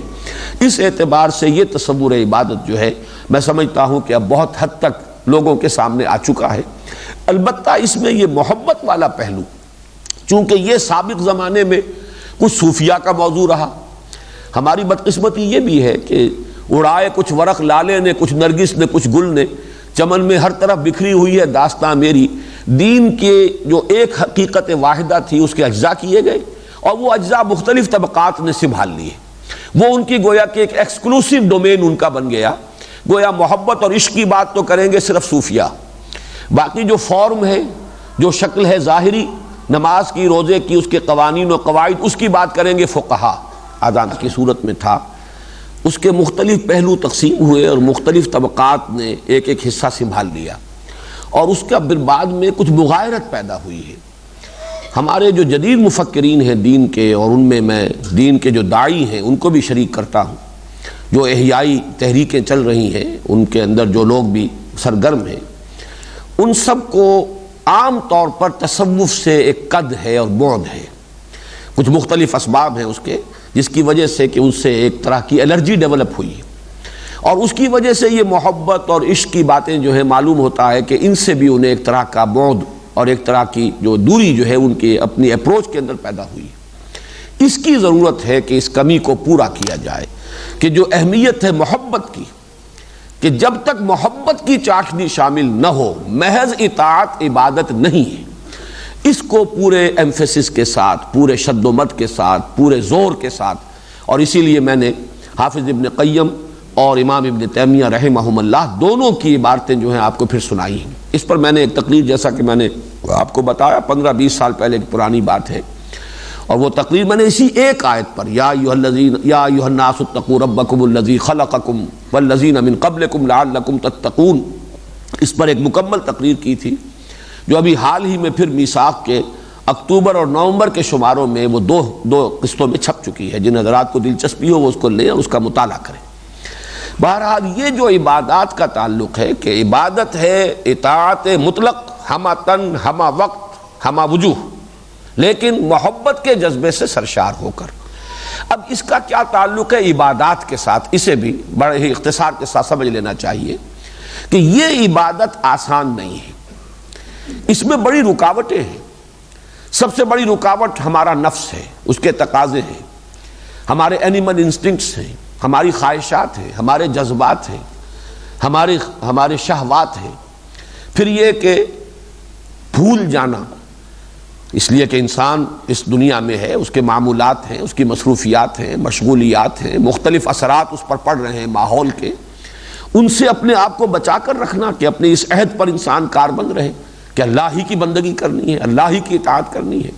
تو گویا کہ بہت سے خارجی اور داخلی موانع ہیں۔ اسی لیے علامہ اقبال نے کہا چمی گویم مسلمانم بے لرزم کہ دانم مشکلات لا الہ رہا۔ میں جب یہ کہتا ہوں کہ میں مسلمان ہوں تو مجھ پر کب کبھی طاری ہوتی ہے، اس لیے کہ مجھے معلوم ہے لا الہ الا اللہ کہہ دینا اور اللہ کی بندگی کا اقرار کر لینا بہت آسان ہے، لیکن اس پر پورے اترنا بہت مشکل ہے۔ اس میں مختلف پہلوؤں سے جو رکاوٹیں ہیں، اصل میں ان کی تسہیل، ان کی تیسیر، ان کو آسان بنانے کے لیے اللہ نے یہ 4 عبادات عطا کی۔ نماز اس لیے ہے کہ آپ بھول نہ جائیں، مبادا آپ بھول جائیں۔ اس بھول سے نکالنے کے لیے 5 مرتبہ زندگی کے معمولات میں سے نکلو۔ جو لوگ اس سے آگے کریں اور بھی نفلی نمازیں پڑھیں، ان کا معاملہ تو اور آگے کا ہے، لیکن فرض نمازیں 5 ہیں۔ 5 مرتبہ اپنی زندگی کے معمولات کو توڑ کر آؤ اور اپنے عہد بندگی کو تازہ کرو۔ سرکشی نے کر دیے دھندلے نقوش بندگی، آؤ سجدے میں گرے لوح جبی تازہ کرے۔ ایاک نعبد و ایاک نستعین اقم الصلاۃ لذکری، قائم رکھو نماز کو میری یاد کے لیے، بھول نہ جاؤ کہیں تم۔ وہ کیفیت نہ ہو جائے کہ کافر کی یہ پہچان کے آفاق میں گم ہے، مومن کی یہ پہچان کہ گم اس میں ہے آفاق، یہ کیفیت ہونی چاہیے۔ اور اس کے لیے نماز یہ گویا کہ ستون ہے، الصلاۃ و عماد الدین، یہ تو تمہارے معمولات کو جکڑ لے،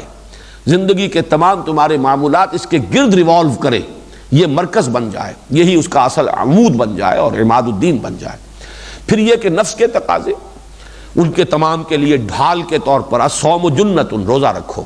تاکہ نفس کے منہ زور گھوڑے کو تم قابو کرنے لگ سکو، اس کو لگام دے سکو، وہ تم پر غالب نہ آ جائے بلکہ تم اس پر غالب رہو، تمہاری خودی، تمہاری انا، تمہاری قوت ارادی جو ہے وہ غالب رہے اور نفس اور اس کے تقاضے جو ہے مغلوب رہے۔ اسی لیے فرمایا کتب علیکم الصیام کما کتب علی الذین من قبلکم لعلکم تتقون۔ تیسری سب سے بڑی رکاوٹ مال کی محبت، جو در حقیقت علامت ہے دنیا کی محبت۔ دنیا کی محبت کا خلاصہ ہے مال کی محبت۔ اس کے لیے یہ کہ خرچ کرو، دو، انفاق، اللہ کی راہ میں زکوٰۃ، اور تزکیے کے معنی ہے پاک کرنا۔ یہ نجاست ہے جو تمہارے دل کے اندر لگی ہوئی ہے، اگر مال کی محبت کی نجاست لگی رہے گی تو تم جو ہے اس عبادت کے تقاضے کو پورا نہیں کر سکو گے، لہٰذا اس کو دھو، اور یہ مال اللہ کی راہ میں دو، وہ زکوٰۃ کی عبادت ہے۔ اور حج میں یہ تینوں جو حکمتیں ہیں جمع کر دی گئی، اس میں ذکر بھی ہے، تلبیہ ہے، شاعر اللہ ہے، پھر یہ کہ اس میں خرچ ہے، پیسے کا انفاق کا معاملہ ہے،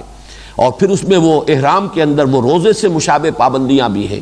اس اعتبار سے یہ عبادات در حقیقت اس اصل عبادت کے راستے کی رکاوٹوں کو دور کرنے کے لیے اللہ تعالیٰ نے ہمیں یہ اعمال جو ہیں یہ عطا فرمائے ہیں۔ یہ ہمارے لیے رحمت ہے، یہ اس اصل مقصد کو جو ہمارا مقصد زیست ہے، وما خلقت الجن والانس الا لیعبدون، اس کو پورا کرنے میں ہماری ممد اور معاون ہے۔ اس اعتبار سے اللہ کا فضل اور رحمت کا مظہر ہے۔ اس کے لیے ایک آیت جو ہے وہ ضرور ذہن میں رہنی چاہیے، اور وہ اس عبادت کو ان عبادات سے جدا کرنے کے لیے کہ واو عطف درمیان میں آیا ہے۔ سورہ بینہ کی آیت نمبر 5، وما امروا الا لیعبدوا اللہ مخلصین لہ الدین حنفاء ویقیموا الصلاۃ ویؤتوا الزکاۃ وذلک دین القیمہ۔ انہیں حکم نہیں دیا گیا تھا مگر اس کا کہ اللہ ہی کی بندگی کریں، یکسو ہو کر خالص اسی کی بندگی کریں، حنیف ہو کر، مخلصین لہ الدین، اطاعت کو اس کے لیے خالص کرتے ہوئے،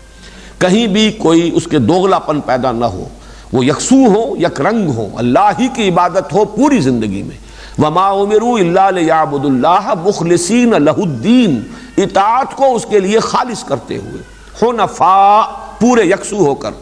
وَيُقِيمُوا الصَّلَاةَ وَيُؤْتُوا الزَّكَاةَ وَذَلِكَ دِينُ الْقَيِّمَةِ، اور قائم کریں نماز اور ادا کریں زکوٰۃ، اور یہی ہے دین قیم۔ اس سے گویا کہ اس اصل عبادت، اس کا اصل مفہوم مخلصین لہ الدین حنفاء، اور پھر یہ کہ اس کے لیے جو اللہ تعالیٰ نے ہمیں دو عبادات عطا فرمائیں، دو بنیادی ہیں، اس کے ساتھ صوم ہے، پھر حج ہے، لیکن ان میں سے اہم تر جو ہے، دو ستون جو ہیں اہم تر، ان میں سے نماز اور زکوٰۃ ہے۔ اب آئیے اس کے بعد فرمایا یا ایھا الناس اعبدوا ربکم الذی خلقکم۔ یہ میں پہلے بیان کر چکا ہوں کئی مرتبہ کہ قرآن مجید میں ربوبیت کو مقدم رکھا جاتا ہے تخلیق پر، حالانکہ واقعے کے اعتبار سے تخلیق مقدم ہے ربوبیت پر۔ پہلے کسی شے کو پیدا کیا ہے، اس کا وجود ہے، اب اس وجود کے لیے ترقی ہے، اس کے تقاضے ہیں، اس کی ضروریات ہیں، اس کی پرورش ہے، تو عملاً تو یہ ترتیب یہ ہے۔ جیسے ابھی ہم نے بحث کی کہ نزول میں تو ترتیب یہ ہے کہ مکی صورتیں جو بالکل آخر میں ہیں وہ سب سے پہلے نازل ہوئیں، اور یہ مدنی صورتیں جو بالکل شروع میں ہیں مصحف کے، یہ بعد میں نازل ہوئی ہیں، کم سے کم یہ کہ 13 برس بعد نازل ہو رہی ہیں مدنی دور میں۔ لیکن یہ ہے کہ ترتیب مصحف اور ترتیب نزولی میں وہ فرق ہے، وہ حکمت کی بنیاد پر ہے، بغیر حکمت نہیں۔ اسی طرح تخلیق مقدم ہے ربوبیت پر، لیکن قرآن ہمیشہ ربوبیت کا ذکر پہلے کرتا ہے تخلیق پر۔ اقرأ بسم ربک الذی خلق، پڑھو اپنے رب کے نام سے جس نے پیدا کیا۔ خلق بعد میں آیا، رب پہلے آیا۔ اسی کی مثال یہ بھی ہے، اس کی وجہ میں بیان کر چکا ہوں کہ انسان کا جو شعوری ارتقاء ہوتا ہے اس کے اعتبار سے ترتیب یہ ہے۔ چھوٹا سا بچہ ہے، اسے بھی اپنی ضرورتوں کا احساس ہے، بھوک لگی ہے روتا ہے، ضرورت کا احساس ہے۔ اب ماں نے دودھ پلایا ہے، اس کا ایک اثر اس کی نفسیات کے اوپر، اس کا ایک تاثر قائم ہوگا۔ ماں سے یہ محبت کیوں ہے؟ اسی لیے کہ اس کی جو ضرورت تھی وہ ماں سے پوری ہوئی ہے۔ ذرا اور بڑھتا ہے، اسے معلوم ہوتا ہے کہیں سے کوئی خطرہ ہو، اندیشہ ہو، میرا یہ کنبہ قبیلہ، میرا بھائی، میری بہن، یہ میرے محافظ ہیں۔ تو یہ جو اپنے ضروریات کا اور اپنے تحفظات کا شعور ہے، یہ ہے انتہائی بنیادی۔ وہ تو کہیں جا کر اوپر جب وہ جوان ہوگا، شعور اس کا جو ہے وہ اپنی پختگی کو پہنچے گا، تو اپنا وجود، اپنی ہستی، پھر اس کی تخلیق، کس مرحلے سے میں گزرا ہوں، یہ بہت بعد کی بات ہے۔ اس اعتبار سے شعور انسانی کا جو ارتقائی عمل ہے اس میں مقدم ہے تصور ربوبیت۔ تو یا ایھا الناس اعبدوا ربکم الذی خلقکم۔ اچھا، اس میں دلیلیں بھی آ گئی، وہی رب ہے تمہارا، وہی تمہارا خالق ہے، لہذا وہی ذات واحد عبادت کے لائق، اس کے علاوہ کسی اور کی تم بندگی کرتے ہو، نہ وہ تمہارا رب ہے نہ تمہارا خالق ہے۔ اپنے نفس کی بندگی کرو گے، وہ نفس تمہارا خالق نہیں، تمہارا رب نہیں۔ اپنے والدین کی کرو گے، وہ تمہارے خالق نہیں، کسی کی بھی کرو گے۔ اس اعتبار سے ان دونوں الفاظ میں دلیل مضمر ہے۔ یا ایھا الناس اعبدوا ربکم الذی خلقکم، بندگی اور پرستش اختیار کرو اپنے اس رب کی جس نے تمہیں پیدا کیا۔ اگلا لفظ ہے والذین من قبلکم، یہ یہاں خاص طور پر کیوں لایا گیا؟ اس کا سبب یہ معلوم ہوتا ہے واللہ عالم کہ انسان کی ایک بہت بڑی گمراہی یہ رہی ہے کہ جو بھی آباء و اجداد کے طور طریقے چلے آ رہے ہوں ان کے ساتھ ایک عصبیت، ہم کیسے چھوڑ دیں؟ ہمارے آباء و اجداد کی ریت یہ ہے، ان بتوں کو وہ پوجتے چلے آ رہے ہیں، یہ تو ہماری جو ہے خاندانی روایات ہے، یہ تو ہمارے قبیلے کی ریت ہے، یہ ہمارے آباء و اجداد سے چلی آ رہی ہیں باتیں۔ تو ایک تقدس جو پیدا ہو جاتا ہے، اور جس کو کہ کہا جا سکتا ہے آباء پرستی، اپنے آباء و اجداد کو پوجنا، یہ بھی ایک دلیل کی شکل اختیار کر لیتی ہے یہ بات کہ یہ تو جی ہمارے ہاں تو یہ بات چلی آ رہی ہے، آباء و اجداد سے چلی آ رہی ہے۔ یہ در حقیقت اس کی جڑ کاٹی جا رہی ہے کہ وہ بھی مخلوق تھے، جیسے تم مخلوق ہو، جیسے تمہیں اللہ نے پیدا کیا ویسے ہی انہیں بھی پیدا کیا، لہٰذا ان کا کوئی فعل تمہارے لیے سند نہیں، دلیل نہیں۔ یہی بات ہے جو مکی صورتوں میں، خاص طور پہ سورہ لقمان میں بڑی وضاحت کے ساتھ آئی ہے کہ والدین کے ساتھ حسن سلوک یہ تو فطرت کا تقاضا ہے۔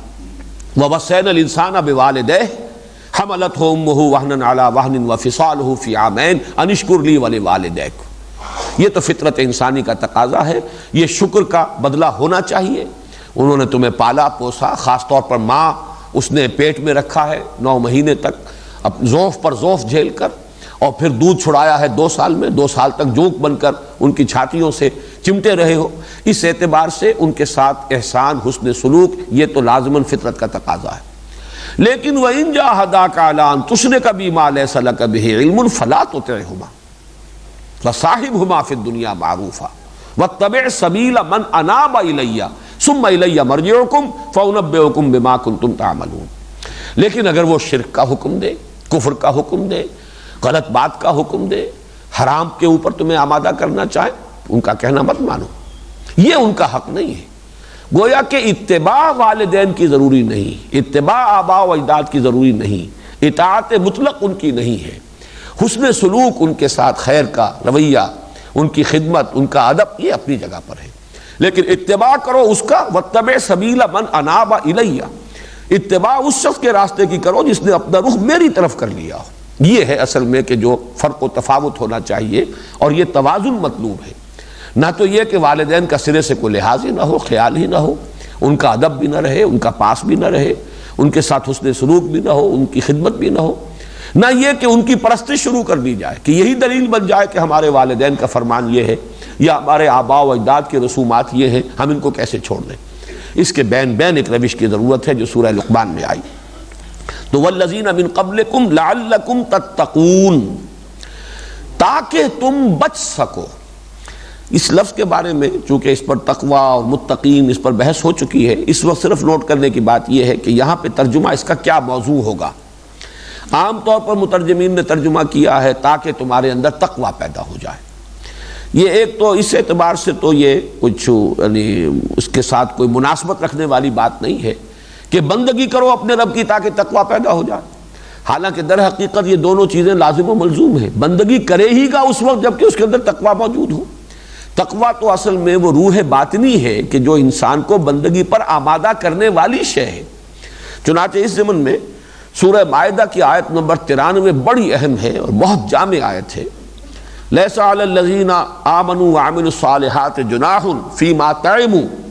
اذا ما اتقوا وآمنوا وعملوا الصالحات ثم اتقوا وآمنوا ثم اتقوا واحسنوا واللہ یحب المحسنین۔ جو لوگ ایمان لائے اور عمل صالح کر رہے ہیں، وہ پہلے جو کچھ کھا پی چکے اس کا ان پر کوئی الزام نہیں، کوئی گناہ نہیں، کوئی جواب دہی نہیں، یعنی شراب کی حرمت جب تک آخری نہیں آئی تھی اس سے پہلے جس نے بھی پی ہے وہ پی گئی، اس کا کوئی مواخذہ نہیں ہوگا۔ اب اس کے بعد آیا ہے جبکہ ان کی روش یہ رہی ہے، اذا متقوا وآمنوا وعملوا الصالحات، جبکہ ان کی روش یہ رہی کہ انہوں نے تقوی اللہ کا اختیار کیا، ایمان لائے، نیک عمل کیے، ثم اتقوا وآمنوا،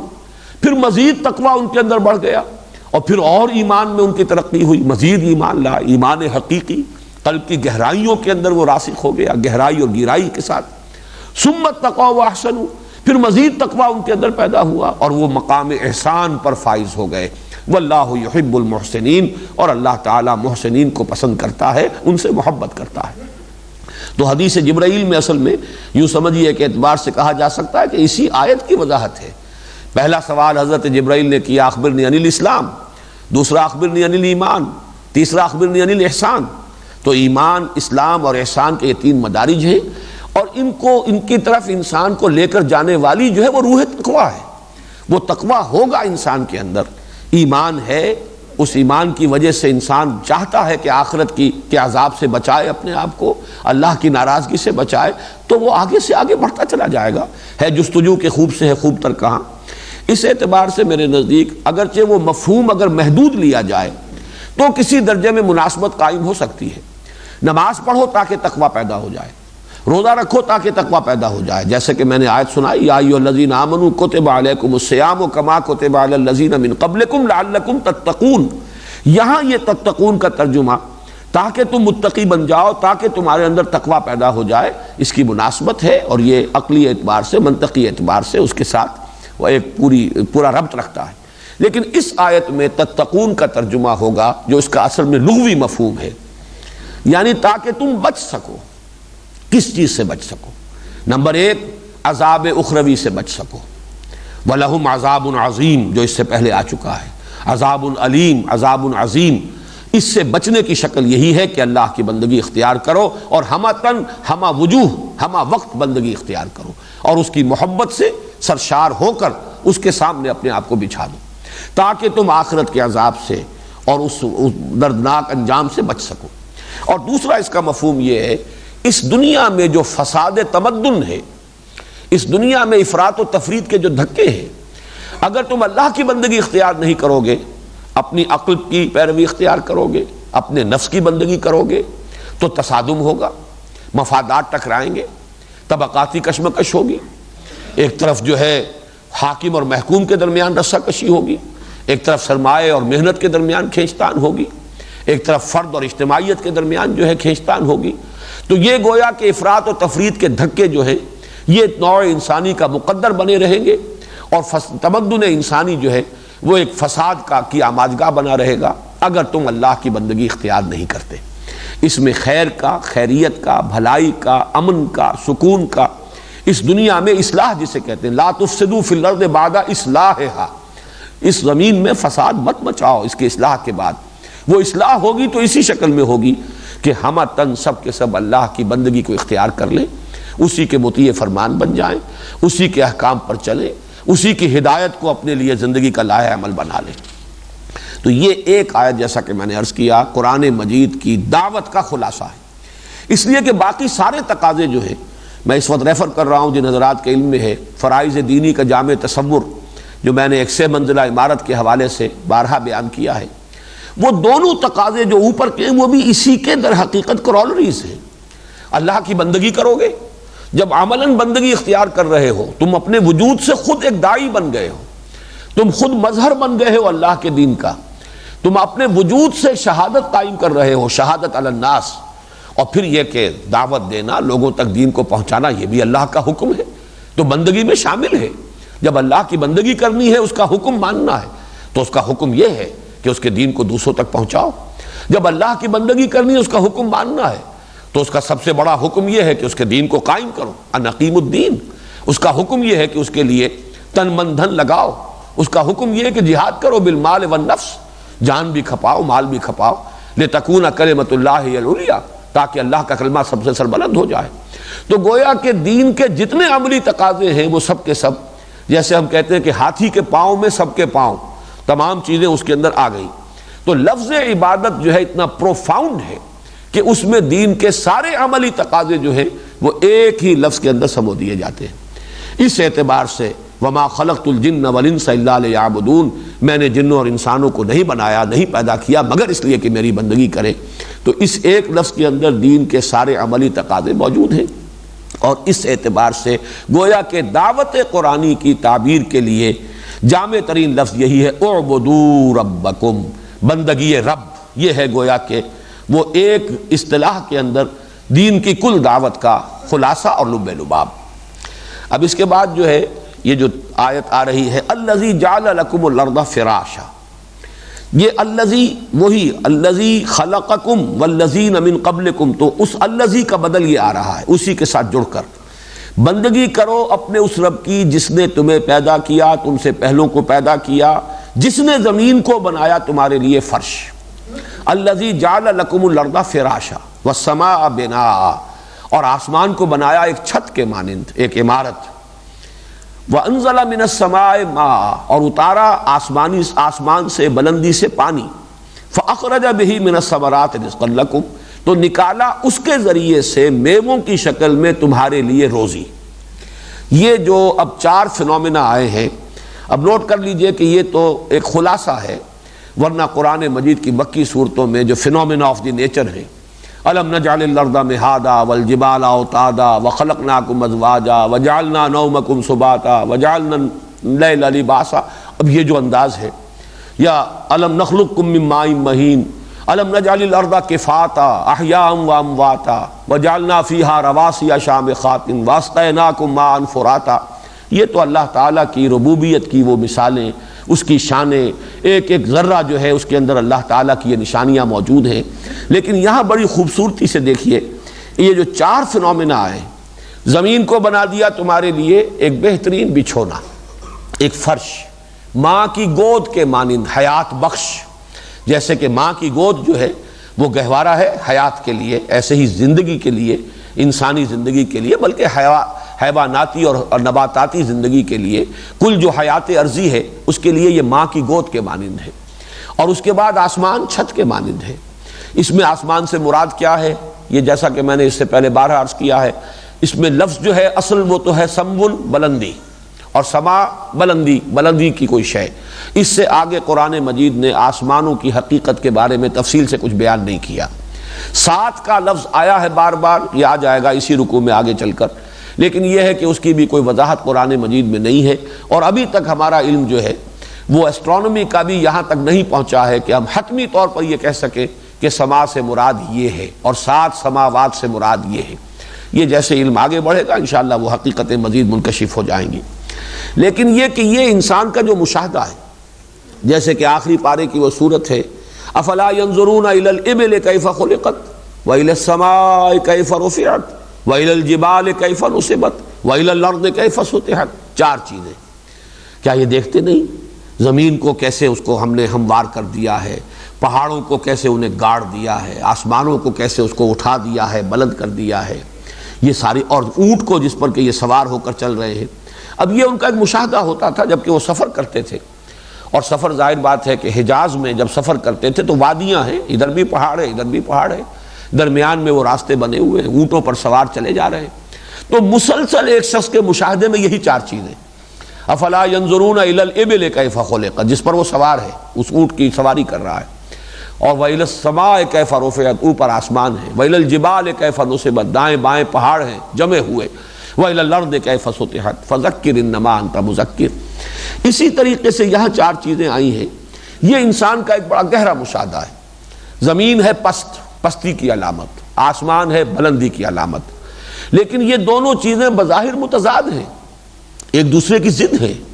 ایک تو یہ کہ پستی کی انتہا ہے زمین، اور ایک یہ کہ بلندی کی انتہا ہے آسمان، لیکن ان دونوں میں موافقت ہے۔ یہ موافقت جو ہے توحید کی دلیل ہے۔ آسمان سے پانی برستا ہے، وہ زمین میں سے اس کے نباتات کو نکال کر لاتا ہے، یہ ان دونوں کا انٹریکشن ہے۔ بلندی سے وَأَنزَلَ مِنَ السَّمَاءِ مَاءً فَأَخْرَجَ بِهِ مِنَ الثَّمَرَاتِ رِزْقًا لَكُمْ، اتارا اس نے آسمان سے پانی یا بلندی سے پانی، اور نکالا اس کے ذریعے سے اس زمین میں سے تمہارے لیے میووں کی شکل میں رزق، تمہاری روزی کا سامان۔ یہ گویا کہ ربوبیت جو ہے اللہ تعالیٰ کی، اس کے لیے سب سے کم ترین الفاظ جو ہو سکتے ہیں، قلیل ترین الفاظ تعداد کے اعتبار سے، اس میں گویا کہ اعبدوا ربکم، اس کی ربوبیت کے لیے جو امیجیٹ انسان کی آبزرویشن ہے، جو ہر انسان، جیسا کہ میں نے اس سے پہلے تعارف قرآن کے ضمن میں عرض کیا تھا کہ قرآن کا انداز منطقی نہیں ہے، فلسفیانہ نہیں ہے، قرآن کا بڑا فطری اسلوب استدلال ہے۔ مشاہدہ وہ کہ جو عام آدمی کا مشاہدہ ہے، سب کے سامنے آنے والی حقیقتیں ہیں، پیش پا افتادہ جو حقائق ہیں، ان سے قرآن مجید بلڈ کرتا ہے اپنا سارا تانا بانا جو استدلال کا ہے۔ الذی جعل لکم الارض فراشا والسماء بناء وانزل من السماء ماء فاخرج به من الثمرات رزقا لکم فلا تجعلوا للہ اندادا وانتم تعلمون۔ تو مت ٹھہراؤ اللہ کے ساتھ کوئی بھی ہمسر مد مقابل، جانتے بوجھتے، اس حال میں کہ تم جانتے ہو بوجھتے ہو۔ یہ ہے اصل ٹکڑا۔ باقی جو یہ ہے فینومینا آف دی نیچر، یہ تو ان کی تو تفصیل جیسا کہ میں نے ابھی عرض کیا بارہا قرآن مجید میں آپ نے پڑھی ہے، اس کے بارے میں کوئی مزید وضاحت کی ضرورت نہیں۔ لیکن یہاں اب لفظ آیا ند، فلا تجعلوا للہ اندادا، چونکہ جو نظریاتی اساس ہے دین کی وہ ہے توحید۔ توحید کا عملی پہلو تو آ چکا، اعبدوا ربکم الذی خلقکم، یہ توحید عملی ہے، بندگی اطاعت پرستش صرف اللہ کی، اس کے سوا کسی کی نہیں۔ لا تدعوا مع اللہ احدا، اللہ تعبدوا الا ایاہ ذالک الدین القیم، یہ تو ہو گئی توحید عملی۔ اب یہاں توحید علمی یا توحید نظری یا توحید فی العقیدہ، اللہ کا مد مقابل کسی کو نہ ٹھہراؤ، یہ سارے کام صرف اللہ کے ہیں، کوئی اس میں ساجی نہیں، کوئی اس میں شریک نہیں، اسی کا اختیار مطلق ہے، اسی کی قدرت کاملہ ہے جس کا یہ سارا ظہور ہے، اس کا مد مقابل کسی کو نہ ٹھہراؤ۔ یہ ند جس سے کہ جمع بنی ہے انداد، ند کہتے ہیں کوئی ایسی ہستی جو کسی کے ہمسر ہو، ہم پلہ ہو، مد مقابل ہو۔ چنانچہ ہمارے ہاں خطبات میں علماء کرام جب اس کو بیان کرتے ہیں تو فلا ضد لہ ولا ند لہ ولا مثل لہ ولا مثال لہ ولا مثیل لہ، ان الفاظ کی تکرار ہوتی ہے۔ تو ضد اور ند یہ گویا کہ ایک دوسرے کے بہت قریب ہیں۔ ضد کہتے ہیں کہ جو کسی کے مد مقابل آ جائے، ہمسر ہو اور پھر اس سے مقابلہ کرے۔ ند صرف وہ ہے کہ جو ہمسر ہے، اور ضد وہ ہے کہ جو ند سے آگے بڑھ کر اب اس کا مقابلہ بھی کر رہا ہو۔ یہ دونوں الفاظ جو ایک دوسرے سے بہت قریب ہے، فلا ضد لہ ولا ند لہ، تو اللہ کے ساتھ کسی کو ند نہ بنا دو، یہ توحید ہے۔ یعنی اللہ کی ذات میں، اس کی صفات میں کسی کو اس جیسا کسی بھی اعتبار سے، کسی بھی پہلو سے اس جیسا یا اس کا ہمسر یا اس کا ہم پلہ یا اس کا ہم رتبہ نہ بنا دیا جائے۔ یہ پھر شرک کی کیا کیا اقسام ہیں، شرک فی الذات کیا ہے، شرک فی الصفات کیا ہے۔ اس لیے کہ جہاں تک شرک فی الحقوق کا تعلق ہے اور شرک عملی کا تعلق ہے، توحید عملی کا تعلق ہے، وہ تو پہلی آیت میں آ چکا، یا ایھا الناس اعبدوا ربکم الذی خلقکم والذین من قبلکم لعلکم تتقون، یہ توحید عملی آ گئی، شرک عملی کی نفی آ گئی۔ جیسے کہ سورہ کہف کی آخری آیت ہے، وہاں جو فرمایا گیا قل انما انا بشر مثلکم یوحی الی انما الہکم الہ واحد فمن کان یرجو لقاء ربہ فلیعمل عملا صالحا ولا یشرک بعبادۃ ربہ احدا، اپنے رب کی بندگی اور عبادت میں کسی کو شریک نہ ٹھہرائے۔ جس کسی کو بھی اللہ سے ملنے کی امید ہے، آخرت کا کچھ یقین ہے، ایمان رکھتا ہے کہ جانا ہے اللہ کے پاس، جواب دہی ہوگی، انا للہ و انا الیہ راجعون، فمن کان یرجو لقاء ربہ فلیعمل عملا صالحا ولا یشرک بعبادۃ ربہ احدا۔ یہ تو گویا کہ توحید عملی ہو گئی۔ یہ ہے توحید عقیدے کی، کسی ہستی کو، کسی شے کو، کسی شخصیت کو، کسی ذات کو، ملائکہ میں سے، جنات میں سے، انسانوں میں سے، اولیاء اللہ میں سے، انبیاء و رسل میں سے، کسی کو کسی بھی اعتبار سے اللہ کا مثل، مثال، مثیل، مشابہ اور اس کا ضد یا ند نہ بنا دیا جائے۔ اب میں جیسا کہ عرض کر چکا ہوں، اس پر میرے تفصیلی وہ خطبے ہیں، تقریریں ہیں، 6 کیسٹس میں یہ حقیقت و اقسام شرک کو میں نے بیان کیا تھا، الحمدللہ وہ بہت کافی معروف بھی ہوئے، مقبول بھی ہوئے۔ یہاں پر اب تشریح کا موقع نہیں ہے اس وقت، تو صرف یہ کہ ہمیں صرف ریفر کرنا ہے کہ اس میں شرک فی الذات اور شرک فی الصفات دونوں کی نفی آئی ہے، اس لیے کہ شرک فی الحقوق اس کی نفی پہلی آیت میں ہو چکی، یا ایھا الناس اعبدوا ربکم الذی خلقکم۔ اب یہ ہے کہ کسی کو بیٹا بنا دینا، بیٹی بنا دینا اللہ کا، یہ ضد اور ند کی 2 شکلیں ممکن ہیں دنیا میں، یا تو اللہ کو اس کے مقام رفیع سے گرا کر کہیں مخلوقات کی صف میں لا کے کھڑا کر دیا، یا مخلوق میں سے کسی کو اٹھایا اور اسے کسی اعتبار سے اللہ کے برابر کر دیا۔ 2 ہی شکلیں ہو سکتی ہیں، اور اسی لیے کہا گیا ہے کہ ان الشرک لظلم عظیم، اس لیے کہ ظلم کہتے ہی اسے وضع الشیء فی غیر محلہ، کسی شے کو اس کے اصل مقام سے ہٹا کر کہیں اور رکھ دینا، یہ ظلم ہے۔ اللہ کی وہ مقام، اس کی یکتائیت، قل هو اللہ احد اللہ الصمد لم یلد ولم یولد ولم یکن لہ کفوا احد، اس سے آپ نے گرا کر کسی بھی اعتبار سے، کسی پہلو سے مخلوق میں سے کسی کے مشابہ کر دیا، یا مخلوق میں سے کسی کو اٹھایا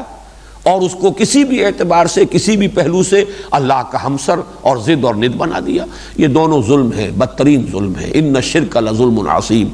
اور اس میں آخری بات بتا رہا ہوں جس میں کہ ایک حدیث میں لفظ ند آیا ہے کہ ایک صحابی کی زبان سے ایسے ہی روا روی میں نکل گیا، ظاہر بات ہے کہ یہ ان کی مراد نہیں ہو سکتی تھی، لیکن الفاظ ایسے تھے کہ جس میں ایک شائبہ پیدا ہوا جس پر کہ حضور نے ٹوک دیا۔ اس قدر احتیاط کا عالم آپ نے جو ہے وہ اس کو برقرار رکھا، ملحوظ رکھا، کہ ایک صحابی نے کہہ دیا ما شاء اللہ و ما شئت، جو اللہ چاہے اور آپ چاہیں۔ آپ نے فوراً ٹوک دیا اجعلتنی ندا للہ، یہ ند کا لفظ آیا وہاں جس کی جمع انداد ہے، کیا تم نے مجھے اللہ کا مد مقابل بنا دیا، ہمسر بنا دیا، اس طرح تم نے بریکٹ کر دیا؟ مشیت تو صرف اللہ کی چلتی ہے، اور کسی کی مشیت اللہ کی مشیت کے تابع ہے۔ وما تشاؤون الا ان یشاء اللہ، تمہارے چاہے کچھ نہیں ہو سکتا جب تک کہ اللہ نہ چاہے۔ اور جیسے کہ فرمایا گیا کہ اے نبی، یہ ضروری نہیں ہے کہ آپ جس کو چاہیں ہدایت ہو جائے اس کو ہدایت ہو جائے، انک لا تہدی من احببت ولکن اللہ یہدی من یشاء، آپ ہدایت دینے پر قادر نہیں ہے، جس کو بھی چاہیں ہدایت دے دیں، یہ تو اللہ ہی ہدایت دیتا ہے جس کو چاہتا ہے۔ تو معلوم ہوا کہ مشیت، یہ توحید فی المشیت ہے کہ مشیت تو صرف ایک ہے۔ ہاں ہمارے لیے یہ کہ اپنی مشیت کو گم کر دیں اللہ کی مشیت میں، یہ بات دوسری ہے کہ ہماری کوئی پسند رہے ہی نہ، جو اللہ کو پسند ہے وہی ہماری پسند ہو جائے، یہ ہماری روحانی ترقی کا ایک مقام ہوگا۔ لیکن یہ ہے کہ ند اور ضد کے اندر اس اعتبار سے اتنی باریک بینی ہے جس کا کہ حضور صلی اللہ علیہ وسلم نے اہتمام کیا ہے کہ ذرا سا مغالطہ بھی کہیں پیدا ہو سکتا تھا تو اس کا بھی سد باب کر دی۔ وَأَنْتُمْ تَعْلَمُونَ فَلَا تَجْعَلُوا لِلَّهِ أَنْدَادًا وَأَنْتُمْ تَعْلَمُونَ، درا حال ہے کہ تم جانتے ہو۔ اس کے دو مفہوم ہو سکتے ہیں، ایک تو جو عام طور پر لیا گیا ہے وہ تو یہ ہے کہ تمہیں خوب معلوم ہے کہ آسمان سے پانی برسانے والا اللہ کے سوا کوئی نہیں، زمین اور آسمان کو پیدا کرنے والا اللہ کے سوا کوئی نہیں، یہ حقائق تمہیں معلوم ہے۔ اس میں اب ہمیں تعویل خاص کی طرف رجوع کرنا ہوگا، اس لیے کہ مشرکین عرب جو ہیں ان کا شرک اس نوعیت کا نہیں تھا کہ وہ تخلیق کائنات میں اللہ کا کسی کو ساجی سمجھتے ہوں، کسی کو شریک سمجھتے ہوں، یا انتظام کائنات میں اللہ کا ساجی یا شریک سمجھتے ہوں۔ ان کا شرک صرف اس نوعیت کا تھا کہ کچھ ہستیاں ہیں جو مقربین بارگاہ ہیں، اللہ کے لاڈلے ہیں، چہیتے ہیں، مقربین ہیں، ان کی سفارش کام دے جائے گی۔ ہؤلاء شفعاؤنا عند اللہ، یہ ہمارے شفیع ہیں، سفارشی ہیں، ہماری سفارش کرنے والے اللہ کے پاس، یا جن کے ذریعے سے ہم اللہ کا تقرب حاصل کر سکتے ہیں۔ وما نعبدهم الا ليقربونا الى اللہ زلفا، ہم ان کی جو بھی پرستش کرتے ہیں، ڈنڈوت کرتے ہیں، جو بھی کچھ کرتے ہیں، سجدے کرتے ہیں، کچھ چڑھاوے چڑھاتے ہیں، تو صرف اس لیے کہ یہ چونکہ قریب تر ہے اللہ سے، تو ہم ان کے ذریعے سے ہم بھی اللہ سے قریب ہو جائیں گے۔ وما نعبدهم الا ليقربونا الى اللہ زلفا، تاکہ وہ ہمیں قریب کر دیں اللہ سے۔ چونکہ ان کا شرک یہ تھا۔ شرک کی اور قسمیں بھی دنیا میں ہیں، مثلا ایک تصور یہ بھی ہو سکتا ہے کہ اللہ تعالیٰ نے تقسیم کر دیا، اختیار دے دیا ہے مختلف ہستیوں کو۔ یہ جو گاڈز اینڈ گاڈیسز کا تصور جو ہے اور دیویوں اور دیوتاؤں کا تصور ہے، اس میں یہ پہلو بھی شامل ہے۔ لیکن آلہہ جو تھے، جو عرب کے آلہہ تھے، وہ صرف اس اعتبار سے کہ یہ چہیتے لوگ ہیں۔ چنانچہ حضرت نوح علیہ السلام کی قوم کے بھی جو بت تھے وہ بھی اولیاء اللہ، پرانے گزرے ہوئے لوگ، بہت نیک لوگ، عابد و زاہد لوگ، در حقیقت انہی کے نام پر وہ بت بنائے گئے تھے اور انہی کی پرستش ہوتی تھی۔ تو اس اعتبار سے تو بات بالکل واضح ہو جاتی، وانتم تعلمون، تم خوب جانتے ہو کہ آسمان کا پیدا کرنے والا، زمین کا بنانے والا، آسمان سے بارش برسانے والا، اور زمین سے یہ نباتات کی صورت میں، میووں کی شکل میں تمہارے لیے رزق برآمد کرنے والا اللہ کے سوا کوئی نہیں۔ فلا تجعلوا للہ اندادا وانتم تعلمون، تو مت اللہ کے ساتھ کسی کو مد مقابل اور ہمسر بناؤ جبکہ تم یہ سب کچھ جانتے ہو۔ دوسرا مفہوم میرے نزدیک یہ ہے واللہ عالم کہ یہ جو توحید و شرک کا معاملہ ہے، اس میں یقیناً جلی اور خفی کا ایک بہت بڑا فصل ہے، بڑا ایک براڈ سپیکٹرم ہے۔ اس میں گویا کہ ایک اپیل ہے کہ کم سے کم شرک جلی سے تو بچو۔ جہاں تمہارا شعور کام کر رہا ہو، تمہارا فہم، تمہاری سوچ، تمہارا ارادہ، تمہارا اپنا چوائس کام کر رہا ہو، وہاں تو کم سے کم اللہ کا مد مقابل کسی کو نہ بنا دو۔ اس لیے کہ تحت الشعور میں، بے شعوری کے ساتھ، بے سمجھے بوجھے بھی بسا اوقات انسان اللہ کا مد مقابل بنا بیٹھتا ہے، جس کو کہ ہم کہتے ہیں ریاکاری۔ اور اس ریاکاری کے بارے میں حدیث میں آتا ہے کہ حضور نے فرمایا کہ یہ جو شرک خفی ہے، کہ ایک شخص نماز پڑھ رہا ہے اور جب اسے محسوس ہوا کہ کوئی اسے دیکھ رہا ہے, someone is watching him, تو اس نے سجدہ لمبا کر دیا.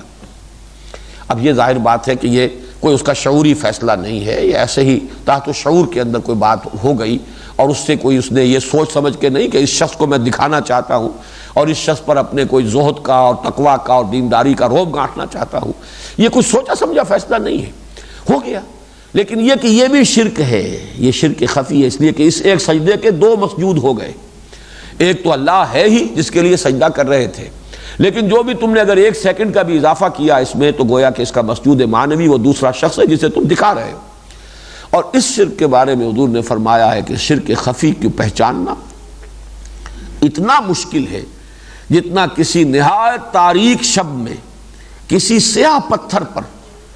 سیاہ چیونٹی کو چلتے ہوئے دیکھنا مشکل ہے, اتنا ہی شرک خفی کی پہچان اور اس کی معرفت مشکل ہے. یعنی یہ تمثیل کا وہ میں سمجھتا ہوں کہ حد ہے, جیسی کہ سورہ نور میں تمثیل آئی ہے, فی بحر اللجی یغشاہ موج من فوقہ موج من فوقہ سحاب, تو جیسے ڈائمنشنز اس میں ایڈ کی گئی ہیں تاریکی کی ایک پر دوسری ڈائمنشن, ایسے ہی حضور نے یہاں اضافہ کیا ہے کہ رات نہایت تاریک, پتھر سیاہ چیونٹی رینگ رہی ہے, جیسے اس کا دیکھنا مشکل ہے ویسے ہی شرک خفی جو ہے اس کا ادراک اور اس کا شعور مشکل ہے. تو ایک مفہوم یہ بھی ہو سکتا ہے وانتم تعلمون, جانتے بوجھتے تو کم سے کم اللہ کے ساتھ کسی کو شریک نہ بناؤ. اور یہ نوٹ کر لیجئے کہ اس دور کا جتنا شرک ہے وہ سارا شعوری شرک ہے, انسٹیٹیوشنلائزڈ شرک ہے. اب غیر اللہ کی حاکمیت سب سے بڑا شرک ہے, ساورنٹی, ہیومن ساورنٹی, وہ فرد واحد کی ہو, وہ قوم کی ہو, وہ عوام کی ہو, وہ ساری یہ شرک ہے. اور یہ تو ایک فلسفہ ہے, یہ ایک نظام ہے, یہ تو انسٹیٹیوشن ہے, اس میں کسی غیر شعور کا کوئی سوال نہیں. اسی طریقے سے مادہ پرستی اور دنیا پرستی, یہ چیزیں جو ہیں, وطن پرستی, باقاعدہ الفاظ استعمال ہوتے ہیں, یہ ساری چیزیں جو ہیں یہ تو نظریاتی ہیں, یہ انسان کے ہوش اور شعور اور فلسفے اور فکر سے متعلق چیزیں ہیں. تو فَلَا تَجْعَلُوا لِلَّهِ أَنْدَادًا وَأَنْتُمْ تَعْلَمُونَ, جانتے بوجھتے کم سے کم شعوری طور پر تو کسی بھی ہستی کو, کسی انسٹیٹیوشن کو, کسی ادارے کو, کسی شے کو اللہ کے ساتھ مد مقابل اور اس کا برابر کا نہ بنا دو. ان 2 آیات میں توحید کا مضمون مکمل ہو گیا. پہلی میں توحید عملی, دوسرے میں توحید نظری یا توحید عقیدہ. وَإِن كُنتُمْ فِي رَيْبٍ مِّمَّا نَزَّلْنَا عَلَىٰ عَبْدِنَا فَأْتُوا بِسُورَةٍ مِّن مِّثْلِهِ وَادْعُوا شُهَدَاءَكُم مِّن دُونِ اللَّهِ إِن كُنتُمْ صَادِقِينَ. اور اگر تم ہو شک میں اس چیز کے بارے میں جو ہم نے نازل فرمائی اپنے بندے پر, یہاں نوٹ کر لیجئے نزلنا ہے, انزلنا نہیں ہے, یعنی رفتہ رفتہ جستہ جستہ تھوڑا تھوڑا کر کے قرآن نازل ہوا ہے. حضور پر قرآن مجید کی کا نزول جو ہے وہ بصورت تنزیل ہے, اسی سے یہ ورب بنا ہے نزلنا. وَإِن كُنتُمْ فِي رَيْبٍ, اس میں ذرا نوٹ کیجئے گا کہ بڑا ایک جس کو کہتے ہیں کہ سرچنگ انداز ہے یہ, کہ واقعتاً اگر تم کسی شک میں ہو, اصل بات کیا تم شک میں نہیں ہو, یہ تمہاری ڈھٹائی ہے,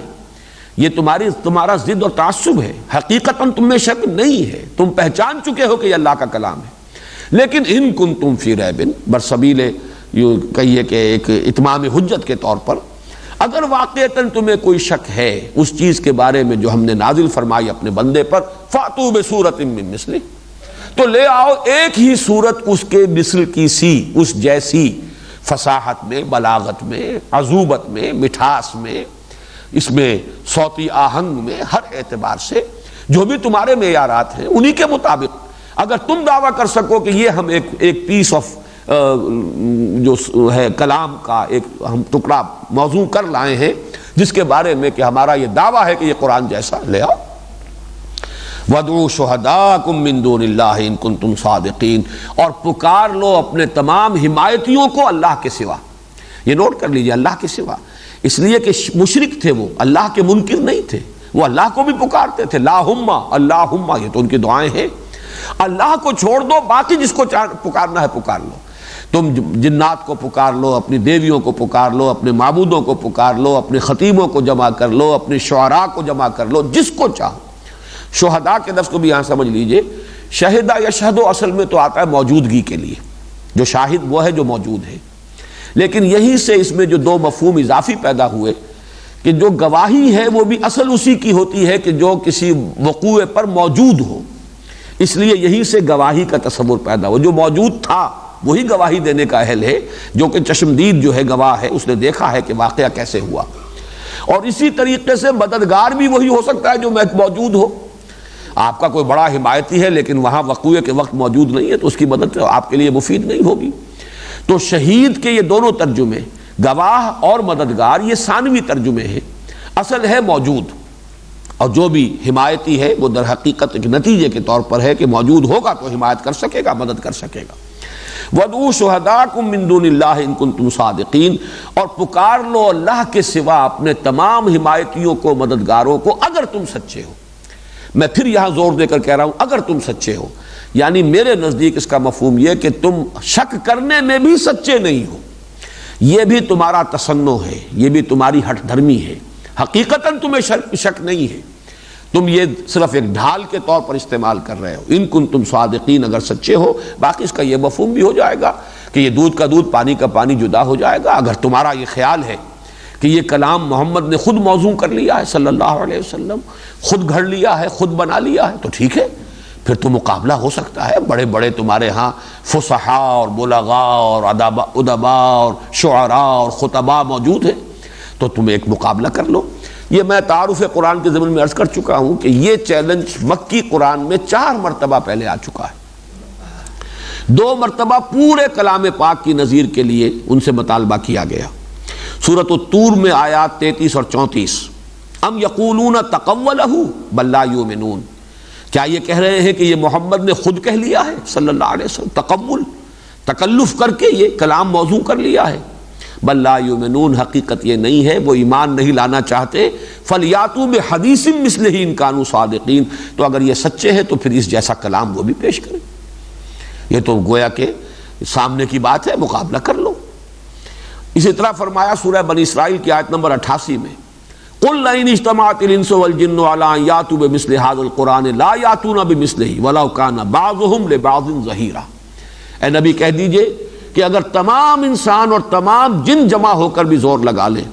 تو اس قرآن جیسا کلام وہ پیش نہیں کر سکیں گے، چاہے وہ سب کے سب ایک دوسرے کے مددگار بن جائیں۔ تو یہ تو گویا کہ بحیثیت مجموعی قرآن کی نظیر کو پیش کرنے سے ان کے عاجز ہونے کا معاملہ ہے، اور یہ گویا کہ تحدی اور چیلنج قرآن کی 2 مرتبہ آئی۔ پھر سورہ ہود میں فرمایا قل فاتوا بعشر سور مثلہ مفتریات، کہ کیا ان کا یہ خیال ہے کہ یہ گھڑا ہوا کلام ہے، محمد نے گھڑ لیا ہے؟ تو اے نبی کہہ دیجئے تم بھی 10 صورتیں اس جیسی لے آؤ، گھڑی ہوئی، بنائی ہوئی، موضوع کی ہوئی، کمپوز کی ہوئی لے آؤ، اگر تم اس دعوے میں سچے ہو۔ اور اس کے بعد جس کو برسبیل تنزل کہا جائے کہ کسی کو آخری جگہ پر پہنچا دیا جائے، اس میں یہ کہ ایک سورت کا معاملہ بھی سورہ یونس میں آ چکا ہے، قل فاتوا بسورۃ مثلہ، 10 صورتیں نہیں لا سکو، ایک سورت تو لے آؤ۔ اور اس میں نوٹ کیجئے کہ ایک سورت جو ہے وہ تو ظاہر بات ہے کہ سورۃ العصر بھی ہے، 3 آیتیں ہیں کل، سورۃ الکوثر بھی ہے، کل 3 آیتیں ہیں، سورۃ النصر بھی ہے، کل 3 آیتیں ہیں، سورہ اخلاص بھی ہے، کل 4 آیتیں ہیں۔ تو اس درجے میں بھی یہ واقعہ ہے بہت بڑا، اور یہ اعجاز قرآنی کا بہت بڑا ثبوت ہے کہ بدترین دشمنوں نے بھی اس وقت یہ جرأت نہیں کی، بلکہ اس اعتبار سے میں کچھ ایک درجے میں ان کی تعریف اور تحسین کرتا ہوں کہ اس درجے ڈھٹائی ان میں نہیں تھی، یعنی انہیں بھی اندازہ تھا کہ ہمارے لوگ بھی پہچان لیں گے یہ کیا کہہ رہا ہے۔ عام لوگوں میں اتنا شعور تھا کہ انہیں یہ جرأت نہیں ہوئی، جھوٹ موٹ کو بھی کوئی وہ اپنا کوئی منظوم کلام لے کر یا کوئی کمپوز کلام لا کر دعویٰ ہی کر دیتا کوئی شخص کہ میں دعوے دار ہوں کہ یہ قرآن جیسا ہے، قرآن کے ہم پلہ ہے، قرآن کے مثل ہے، لیکن اس کی بھی کوئی نظیر موجود نہیں۔ تو معلوم ہوا کہ اس درجے ڈھٹائی ان میں نہیں تھی، یا یہ کہ معاشرے کے اندر ایک عام شعور اتنا تھا کہ کسی کو جرأت نہیں ہوئی کہ وہ قرآن کے مقابلے میں اپنا کوئی کلام پیش کرنے کی کوئی ہمت کر سکے، جسارت کر سکے۔ بہرحال واقعہ یہی ہے کہ قرآن کے اس چیلنج کو کسی نے قبول نہیں کیا۔ تو فرمایا وَإِن كُنتُم فِي رَيْبٍ مِّمَّا نَزَّلْنَا عَلَىٰ عَبْدِنَا فَأْتُوا بِسُورَةٍ مِّن مِّثْلِهِ وَادْعُوا شُهَدَاءَكُم مِّن دُونِ اللَّهِ إِن كُنتُم صَادِقِينَ۔ جیسا کہ میں نے عرض کیا، اس آیت کا جو بٹوین دی لائنز ہے یا بٹوین دی ورڈز جو بات ہے وہ یہ ہے کہ تمہیں حقیقتاً یقین ہے کہ یہ اللہ کا کلام ہے، یہ انسانی کلام نہیں، یہ صرف تم ڈھٹائی میں یہ بات کہہ رہے ہو، تو بہرحال اس کا ثبوت یہ دے سکتے ہو، اور یہی فیصلہ کن بات ہو سکتی ہے کہ اس کی مثل لے آؤ۔ ایک آیت اور پڑھ لیجئے، فَإِن لَمْ تَفْعَلُوا وَلَن تَفْعَلُوا، یہ انتہائی زور ہے یہاں، پھر اگر تم نہ کر پاؤ اور ہرگز نہیں کر پاؤ گے. یہ ہے اصل میں وہ ادعا. ظاہر بات ہے کہ اللہ کا کلام ہے، اللہ تو ادعا بھی کر سکتا ہے، دعویٰ کر سکتا ہے، المتکبر ہے، المتعال ہے، تم ہرگز نہیں کر پاؤ گے. یہ بھی چیلنج کی انتہا ہے. یعنی اس کو بھی جھوٹا کرنے کی کسی کے اندر جرت نہیں ہوئی کہ جھوٹ موٹ کو ہی سامنے آ جاتا کہ نہیں ہم نے کر کے دکھایا ہے. چاہے فرض کیجئے فیصلہ ہو ہی جائے بعد میں کہ نہیں تمہارا یہ کلام جو ہے ہم پلہ نہیں ہے، برابر نہیں ہے، اس کی مثل یا نظیر نہیں بن سکتا، لیکن ایک دفعہ تو کوئی جھوٹ موٹ میں دعوے دار بن کر سامنے آ جائے. لیکن قرآن کا انداز یہ ہے فَإِن لَمْ تَفْعَلُوا وَلَن تَفْعَلُوا، پھر اگر تم نہ کر پاؤ اور ہرگز نہیں کر پاؤ گے، فَاتَّقُوا النَّارَ الَّتِي وَقُودُهَا النَّاسُ وَالْحِجَارَةُ، تو ڈرو اس آگ سے جس کا ایندھن بنیں گے انسان اور پتھر. اعدت للکافرین، جو تیار کی گئی ہے کافروں کے لیے. وہ آگ پھر تمہارا ایندھن بنے گی، تم اس کا ایندھن بنو گے، اور نہ صرف تم بنو گے، تمہارے یہ معبود، یہ پتھر جنہیں تم پوجتے ہو، چومتے ہو، چاٹتے ہو، دھوتے ہو، نہلاتے ہو انہیں، ان کا دھون پیتے ہو تبرک کے طور پر، یہ سب بھی تمہاری حسرت میں اضافے کے لیے کہ انہی کو ہم پوجتے رہے، ان کو معبود سمجھتے رہے، ان کے سامنے ڈنڈوت کرتے رہے، ان کو چومتے چاٹتے رہے، تو تمہاری حسرت میں اضافے کے لیے ان کو بھی تمہارے ساتھ ہی ان کے آگ کے اندر جھونک دیا جائے گا. اور اس میں آگ کی شدت کی طرف بھی اندازہ ہے. ایک آگ تم جلاتے ہو جو لکڑی سے جلتی ہے، ظاہر بات ہے اس وقت تک جب کہ قرآن نازل ہوا اس کے سوا کسی اور آگ کا انسان کو ابھی تجربہ نہیں تھا. ایک آگ وہ جو پتھر سے جلائی جاتی ہو، جس کا ایندھن پتھر بنے، اس کی جو بھی شدت ہوگی، اس کی جو تمازت ہوگی، اس کی جو حدت ہوگی، اس کا اندازہ کیجئے. آج تو جو آگے ہیں اس کا ہم کوئی تصور کر ہی نہیں سکتے. آج ہمارے لیے ممکن نہیں ہے جب اتنے ملین یا اتنے بلین ڈگری سینٹی گریڈ کی ہیٹ جب وہ بیان کرتے ہیں کہ اس درجے کی جو ہے ہیٹ ہے سورج کے اندر جو آگ ہے اس کی کیا ڈگری ہے، اور یہ جو ایکسپلوژن ہوتے ہیں ایٹمک ان کی کیا پھر وہ حرارت کا کیا درجہ ہوتا ہے. لیکن اس وقت کا معاملہ جو ہے اس کے اعتبار سے اس میں جو فرمایا فَاتَّقُوا النَّارَ الَّتِي وَقُودُهَا النَّاسُ وَالْحِجَارَةُ، اس آگ سے ڈرو اور بچو کہ جس کا ایندھن بنیں گے انسان بھی اور پتھر بھی. پتھر اس اعتبار سے بھی کہ ان کے جو معبود تھے جنہیں وہ پوجتے تھے وہ پتھر کے بنے ہوئے بت تھے، اور اس اعتبار سے بھی کہ اس آگ کی شدت کا اندازہ کر لو کہ جس کا ایندھن پتھر ہوگا. اعدت للکافرین، جو تیار کر دی گئی ہے. اعداد کہتے ہیں کسی چیز کو تیار کر دینا، فراہم کر دینا، پوری طرح آراستہ پیراستہ کسی مقصد کے لیے اس کے اندر اس کے تمام تقاضوں کو پورا کرنے کا سامان رکھ دیا جائے، ودیعت کر دیا جائے. اعدت للکافرین، وہ تیار کر دی گئی ہے، آراستہ و پیراستہ کر دی گئی ہے کافروں کے لیے. جو بھی انکار کریں گے اور کفر کریں گے ان کا وہ استقبال کرے گی. اللہ تعالیٰ ہمیں اس سے بچائے. اللہم اجرنا من النار